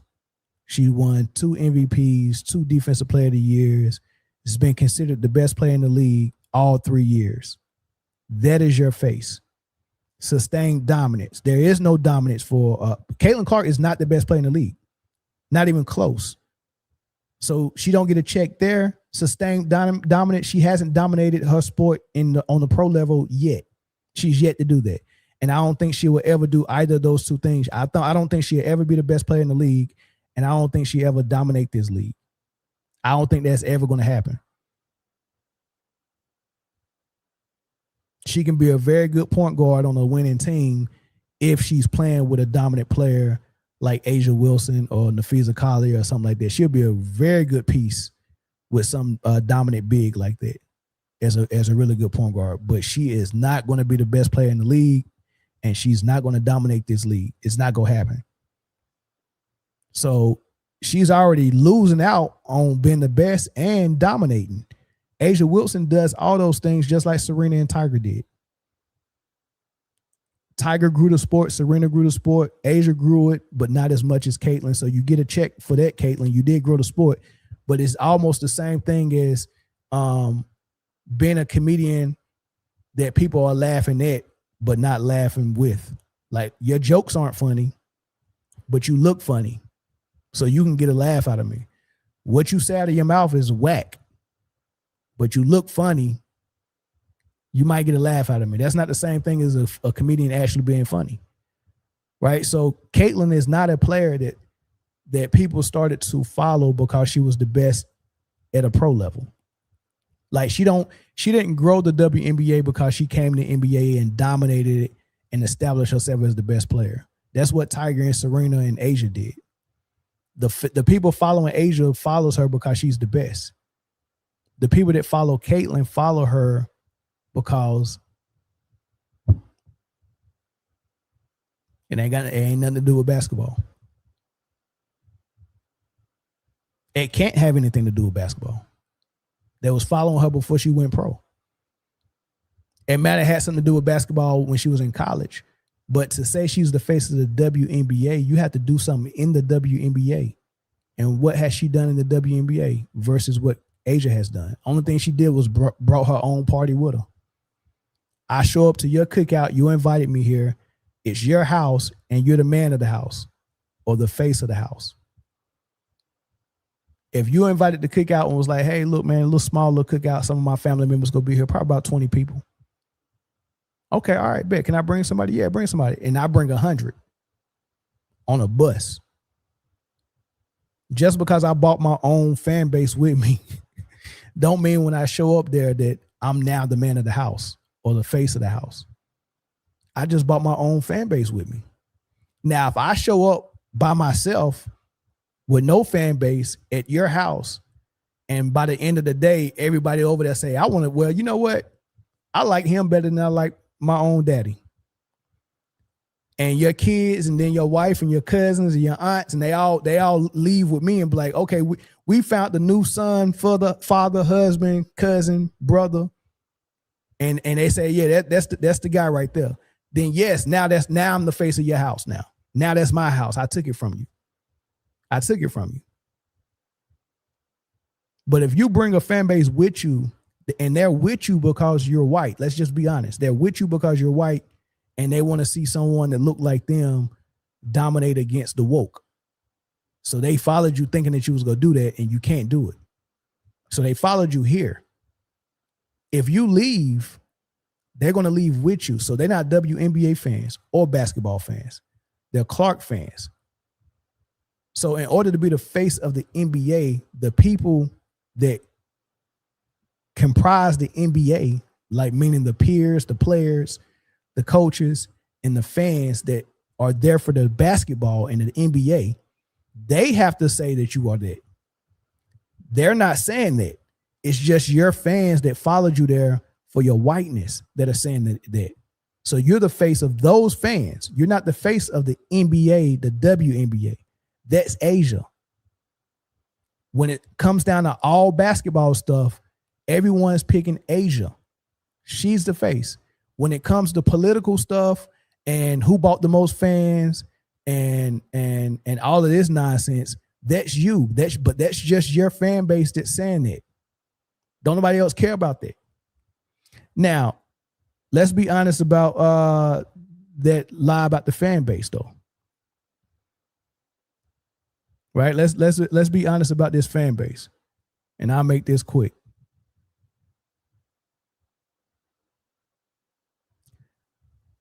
Via, I forgot this website. I think it's called Timeline. Here's the numbers, right? This is the attendance for home games. Everybody tells you, oh man, Caitlin Clark has all the fans, and she's the only reason why anybody is watching. Look at the Toronto Temple. They are a expansion team in their first season, and they play in Canada. Look at the highest rated, look at the highest attendance of a home game. 20,000. There's been no other games that has this season that has passed 20,000 except Toronto. That's the high. Another expansion team, Portland Fire. They got the second highest. The Golden State Valkyries, who has sold out every home game this season, but they don't fit 20,000 in theirs. If they had a $20,000 arena, they would probably sell out their arena with 20,000 every game. But so far this season and last season, the Valkyrie has sold out every home game.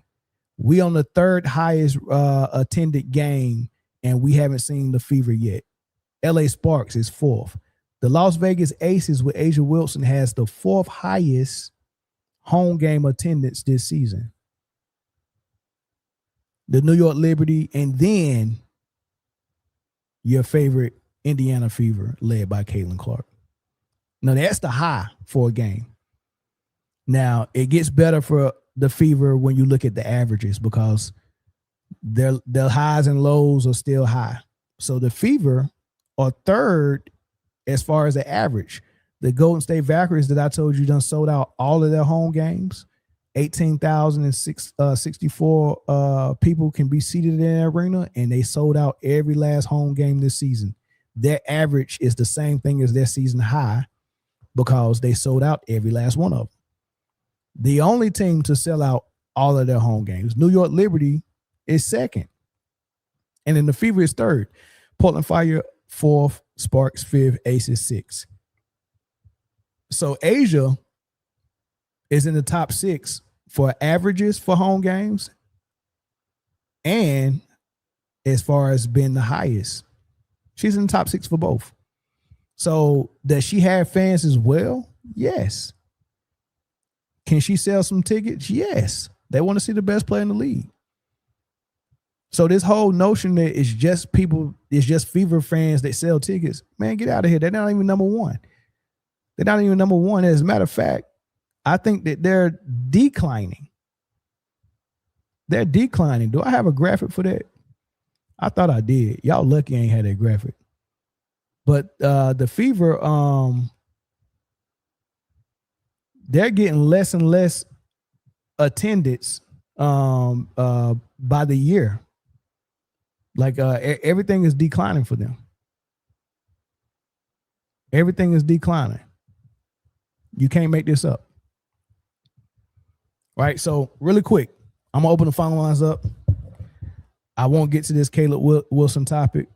But Full Panel Friday will be on in a couple of hours, y'all. So we'll get to some NBA on Full Panel Friday, but I'm gonna open the phone lines up, y'all, because I want to hear what y'all think about everything I said. Let's have some meaningful conversations. Phone number is on the bottom of the screen, scrolling 442-288-9352. Call and talk to me about this Caitlin Clark stuff and Kareem. Y'all watching Fever Storm tonight. You know what? I would love to see Malunga and Our Farm and Flage play tonight. I'll probably be recording. I might have the game on while I'm recording. However, I'm a little disappointed because it seemed like Malunga and Our Farm, as good as they are, it seemed like they take nights off. Like, I want to see them put their foot on the gas and go get it, man. Malunga is too freaking good to have 25 points one night and 12 points the next night or 8 points the next night. Like, that's what she's been doing. It's her second year. I get it. She's only like 19. She's so freaking good, man. Just go get it, dog. Like, man, I wish Malunga would just go get it. And Our Farm the same thing. Like, Malunga is 6'6". Our Farm is 6'5". And they both move like guards and they both can shoot. They both can dribble and pass. And I'm like, how do you have 8 points tonight? That frustrates me with them, man. But the games when you watch them, when they actually being assertive, oh my God.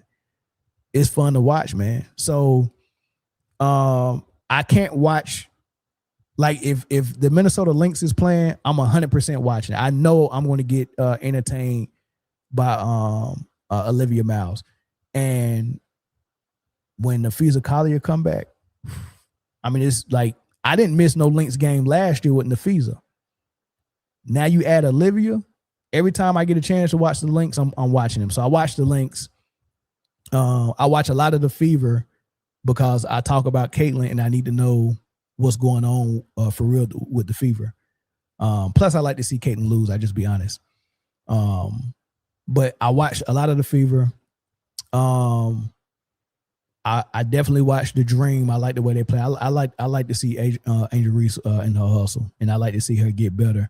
So I watch the Dream. It's hard for me to watch the Liberty because I'm frustrated with how they play, and I don't know how Stewie went from a good 3-point shooter to a shaky one. I'm like that frustrates me. I'm like, man, I want to see her knocking shots down. So it's hard to watch the Liberty. But if they on, I'll watch for sure. I like to see Sabrina Bartlett. Sabrina is really good. I really like Sabrina. So I watch them. Who else I watch?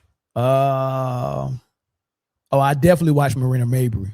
You can't miss Marina. If Marina's playing, I'm watching that, dog. That 53 point game she had, insane.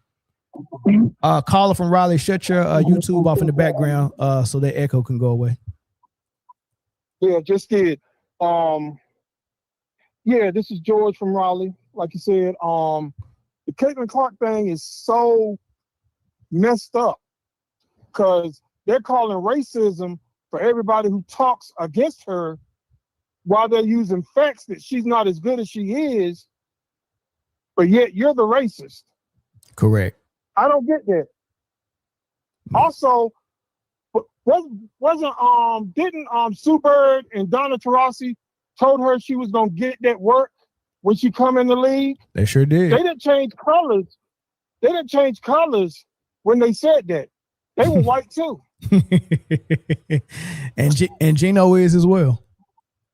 Yeah, Gino is. And then what trips me out, ain't no other white player in that league is being treated like Caitlin Clark as being targeted or being treated as such.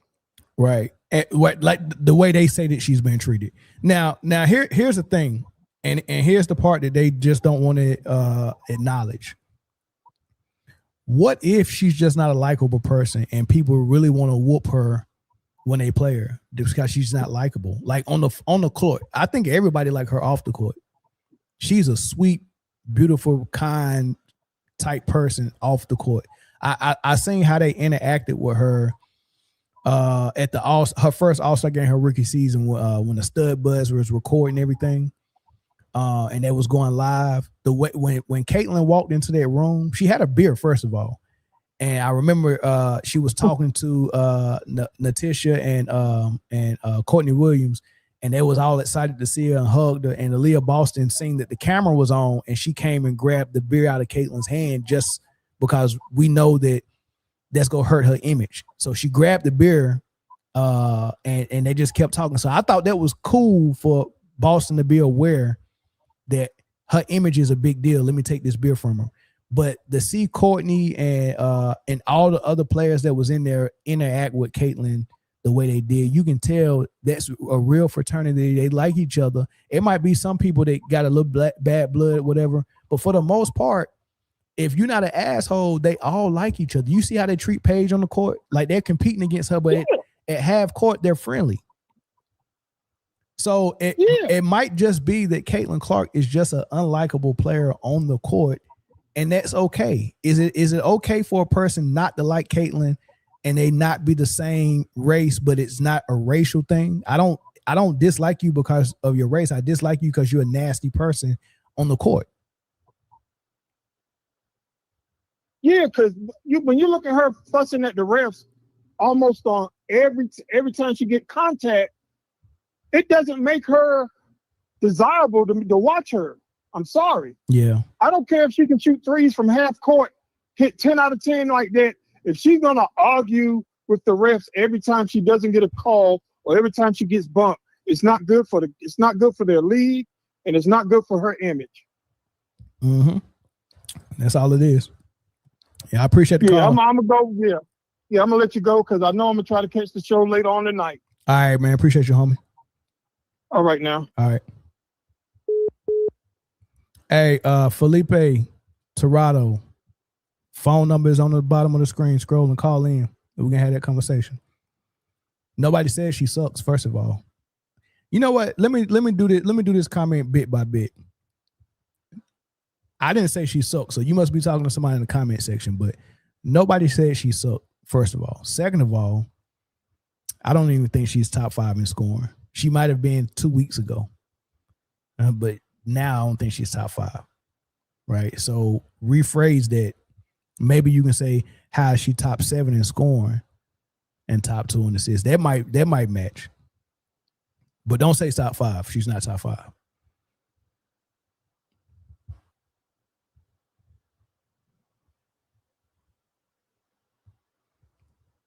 Caller from New York, what's up?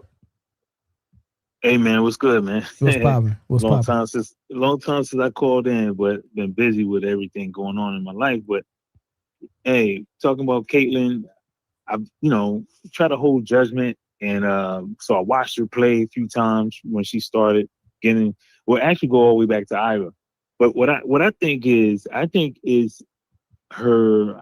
You blame her high school coach, and you blame her college coach. Yep. Because they just gave her the ball and say this, because they were so happy to have a player like her. It don't come around too often in their area that can shoot deep, whatever. But Gino already stated that, hey, she's going to be in a rude awakening because, first of all, she's not strong. She's not fast. If you watch her, she runs flat-footed, so she can't play defense. She can get by those that are smaller than her and maybe not as athletic, as the other young ladies that's guarding her. But 8 out of 10 times, she's going to be in front of somebody that can stay on her. And only way she can get around them is with a screen and roll. She can't make her own shot. So that's why she's getting these injuries with her lower back. She's landing on her full foot. Like I tell my guys, you got to land on your toes, and that's why she's probably hurting her back, or it could be a tightness in a hamstring, whatever. But I just don't think she's as good as advertised because she can't shoot going right. If it's a game down by 2, I'm gonna force her right and force her to shoot that 3 going right, because she got to shoot left because she got a a nasty thumb flick where she can only shoot stationary or going left. Mm-hmm. So I diagnosed her whole, like, all you have to do is trap her on the screen and roll, make her pass it out to whoever else that can't shoot, whatever. And like I said, force her going right, down by 2 with 3 seconds left on the clock. She can't get back to her. Don't let her go back to her left side. She can't get that shot off. The Valkyries did that pretty good. Everything you saying, the Valkyries Yeah. did that pretty good last game. They blitzed her, but they mixed it up. They didn't do the same thing every single time. A couple of times they blitzed her off the screen, and and I also seen the guards pushing her right every single time. And I really get mad when I see teams play her, and they're not pushing her right. Like I get mad. Let her go left. Yeah, you letting her get that step back left, and I'm like, that just baffles me. But it made me feel good that the coach of the Valkyries was aware enough and smart enough to do that. But nah, you're right, man. You all that is true. Her high school, I wouldn't blame her high school coach, because I mean, if you get a player, I mean, in high school she was at least probably the top 10 best players in high school. So if you get that player on your team, you it's high school, dog. You kind of let them do what they do. Right. But at the college level, you really can blame Lisa Bluter for not designing the offense where she took as many shots and the type of shot she took, but not coaching her enough for her attitude to get adjusted. Right. That's what I'm that's what I'm annoyed by. You saw her pushing girls down. You saw her flopping and blaming and refs. Like she was doing a whole bunch of nasty stuff in college, and I don't know what Lisa was saying to her to correct it. And it probably was. It looked like nothing. She probably wasn't. Yeah. But see, to go against that, right? In high school, you teach players how to play off the ball. You teach them to play in the system. True. And then in college, you still play in the system, but they give you a little more leeway. If you're one of the better players, okay, you know how to play in the system, but hey, we got to play for you here. We got to play for you there. You the woman or you the guy.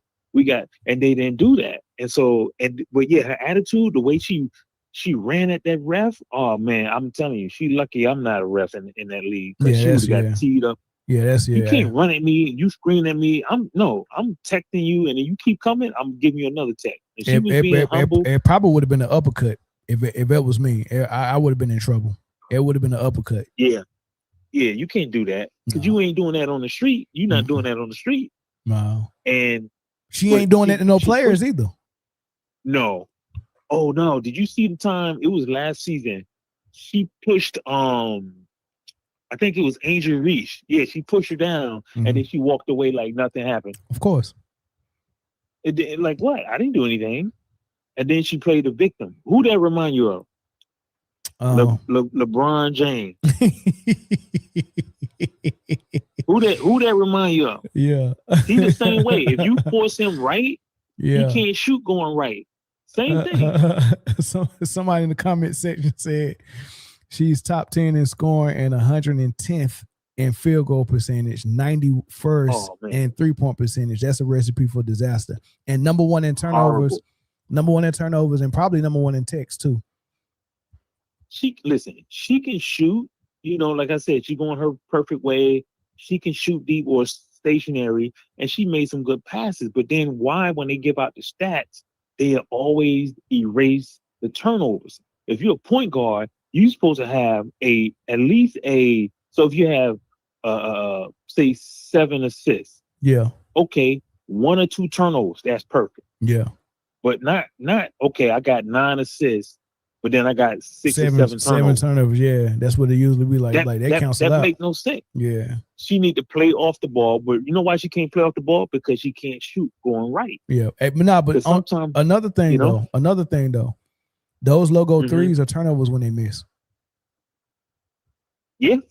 I seen her play against the Valkyries where she got a steal, and she almost had a 1-on-0 break. Right, she almost did, but somebody caught up with her. But they were so far. She was all the way left at half court, and the player that caught her was almost all the way right. but at the closest she was at the half court circle. But that's a race to the rim. She was on the left side. That's a race to the rim for a layup. Do you know that girl stopped at the 3-point line? And no, I'm lying. Didn't stop at the 3-point line. She was like 4 steps behind the 3-point line. Behind the line, yeah. She got a steal in the fast break, and at the very worst, it was a 1-on-1 fast break. But if she hurried, it would have been a wide open 1-on-1 layup. Right. She stopped for a logo 3 because she really feels the obligation to give fans 1, 2, maybe 3 logo 3s a game. Oh my God! Yeah, like that's part of her priority. Like when she comes into the game, part of her priorities is logo 3s, and assists. Like, can I get 8 to 10 assists? Yeah, right. But they, that's what the last coach was trying to get her to do, to play off the ball, to play with the team system. Got rid of her. Now they're trying to do the same thing with Stephanie White. Like it's not the coaching. It's her. Correct. She needs to learn, like, okay, I understand, you want to shoot these 3, but I'm okay. The reason why she shoot those deep 3s, you know why? Is a lot of times she can't get past the defender because she's too slow. Correct. So she'll jack up a 3. She can't make her own shot. Look at Kelsey Mitchell. She can create her own shot. Paige Becker, she can get her own shot. All these other girls, even AZ Flood, she can get her own shot. Correct. All these young girls, I know all of them. Flage, she can get her own shot off. And you know what? I owe Angel Reese an apology. If I met her in person, I'm like, yo, I apologize. Because I didn't think her game would translate. No, I'm like, stupid. That energy will always translate in the game. Yeah. Yep. That energy will always translate in the game. And she would get those rebounds. But when you jacking up 3s, just jacking up 3s, then you're missing. She's shooting what, 32%? I think it went up now. Yeah, it ain't 30. pretty. It went to like 37% from the field. What is it from 3? Like 34 or something like that? I think it might. It might be 31, and then from the field it might be 40. It went up. I saw it went up. Yeah, it went up a little bit. But here's the thing though, like they play so much better when she's not on the court. Because they play better defense. Oh, she's a cone on defense. Yeah, she'll cone head. She's an absolute cone head, right? Like who she guarding? They probably put on the weakest player, and she still get cooked. Then she look around like, who else? LeBron, and like who's man? That's short man. But you know what though, and I got to give her some credit. I would say the last 4 games I've seen her play. Her effort on defense is a lot better, but guess who we got to thank for that though? Us, the people who are critiquing her honestly. Yes, the ones that are critiquing her game honestly, everything that she gets better at is because we're critiquing her. That's what happens. We're critiquing her because we want to see her do good. Her fans are her biggest. Her stands. I'm sorry, her stands are her biggest enemies because they won't. They won't tell the emperor that he's butt naked. They're telling you no. The emperor. You agree? Yeah, you read the book, The Emperor's New Clothes, right? You ain't read that book? Okay, so the emperor. Yes, The Emperor's New Clothes. Yeah, he wanted some new rags and the people, the yes men he had around him couldn't figure nothing out. Oh my God. So they let him go out there butt naked and told him his outfit was invisible. But he was dressed and he was like, everybody else can see it. You just can't see it. It's fabulous.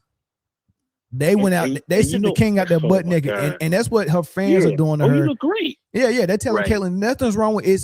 It's your coach. She's not running your system. Your teammates are jacked up. Your opponents are jealous and the referees don't want you to succeed and the commissioner don't want you to succeed. It's everyone else's problem. Everybody else's problem. Who that sound like? Again, who that sound like? LeBron, Luka, and Jokic. Yeah. Like, I tell you what, like, okay, I think her teammates are the problem as well. Because if I'm her teammate, I'm like, yo, you need to play better defense. Right? Because what they doing, they coming to her support, Leah Boss and comes. I'm like, you should be on her behind, because if she's not playing defense, you know, now everybody got to scramble because you can't play defense. Yeah, that's a fact. Instead of guard your yard, everybody guard your yard. You know what I mean? And you lock everybody down. She can't do that. Somebody look. I do blame some of these coaches because, you know, they're on the team. You should see that. Even like WNBA, you should. Okay, listen. You're playing flat-footed. You got to be on the balls of your toes. Hey, conditioning coach, you need to work with her agility right here. Okay, that's what she needs to be working on. Yeah, she got to get stronger, but she got to be able to move those puppies. If she can't move those puppies, you're a liability on defense with 2 minutes. Straight liability. Yeah, you're right. But you know, defense is not her. Defense ain't her ministry, man. So, you know, what I mean, it is what it is. But hey, I appreciate the call, brother. Thank you, man. Yes, sir. Yep. Yeah, man. Yes, sir. All right. Oh man, hey Felipe, hey, call in, Felipe, man. You got a lot to say, man. You be the last call, Felipe. I want to hear you come in and Cape. John Wayne, $2 super chat in the W. Caitlin Clark is a DEI hire, man. Now she earned it. I mean, well, you know what, DEI earned it as well. People just don't know what it means, but I would say she belongs. Same thing with DEI. DEI, they belong as well. DEI, just to educate everybody, all that means is if we have a pool of 100 qualified individuals, what DEI does is says if we only got 10 slots open, but we got 100 qualified applicants and they all got the same qualifications. Can you imagine if I was the hiring manager, I got 100 candidates, 50 of them are white, 50 of them are minorities. And remember, minority means female, so it can be a white female. It could be a Jewish person. It could be a black person. It can be Hispanic, Filipino. It can be someone that's disabled. All of that is minority. So remember, the key word in those 100 applicants, all 100 was qualified. So if I got 100 qualified applicants, 50 of them are white, 50 of them are minority, and we only got 10 slots. I'm the hiring manager. I'm obviously, let's say I'm white. I'm the hiring manager, and all 10 slots I feel happen to be white males. And that happens all over America, time and time again. It was happening so much so that we needed to put laws in place that said you have to at least interview these minorities. Can you at least interview them? Like, that's what the Rooney Rule is. The Rooney Rule exists because in NFL football, every time a job opening for a head coaching position came or a general manager came, it was always a white man that got it. And everybody was like, dude, are there no qualified minorities? Well, we don't know. Well, how many of them did you interview? 0. So you mean to tell me you had a job opening and you only interview white men? So they had to put a rule in that said you have to interview at least one minority. They didn't say, the Rooney Rule doesn't say you have to hire a minority.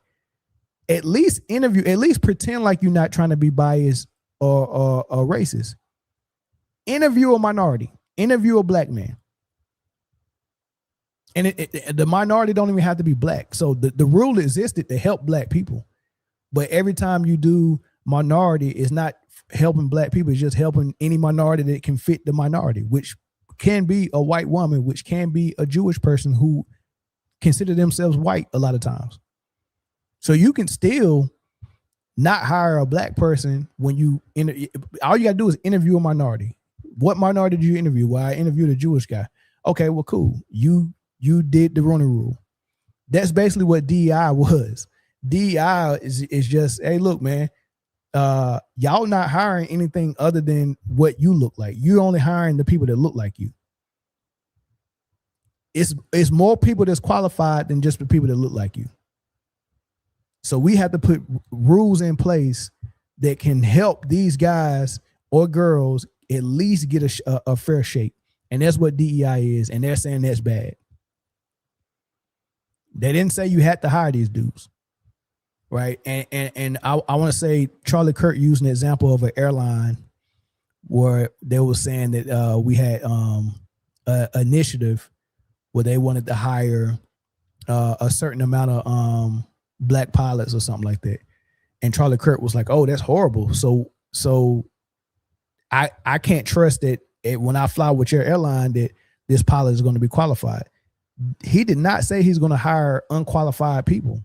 The program says I want to hire more minorities because I think minorities need opportunities as well. So what happens is if I have a school that teaches you how to fly, and after you finish my school, you're now a pilot and I'm going to hire you. All he's saying is I want to get more people interested in flying in my school. So I'm going to purposely look for minorities. Hey, do you want to come and learn? If you pass the school, then you're a pilot. So when Charlie Kirk, and God rest his soul, I'm just using this as an example because a lot of people get it misconstrued. You can't get on an airplane and look and see, oh, that's a black pilot. He might not be qualified. Do you really think an airline wants a lawsuit of putting an unqualified pilot in the cockpit? No, that was insane for him to say. If I see a black pilot, I'm going to worry about if he's qualified. Airlines have to qualify you. You have to pass the exams. You have to pass the flight test. You have to go through the course and actually pass it. If you don't pass it, then you're not a pilot. You're not flying. If you pass it, then you can fly. So yes, when you see a black person in the cockpit about to fly your plane, you can rest assured that they're qualified. That was really racist of him to say that and for people to repeat it. But it's neither here nor there, y'all.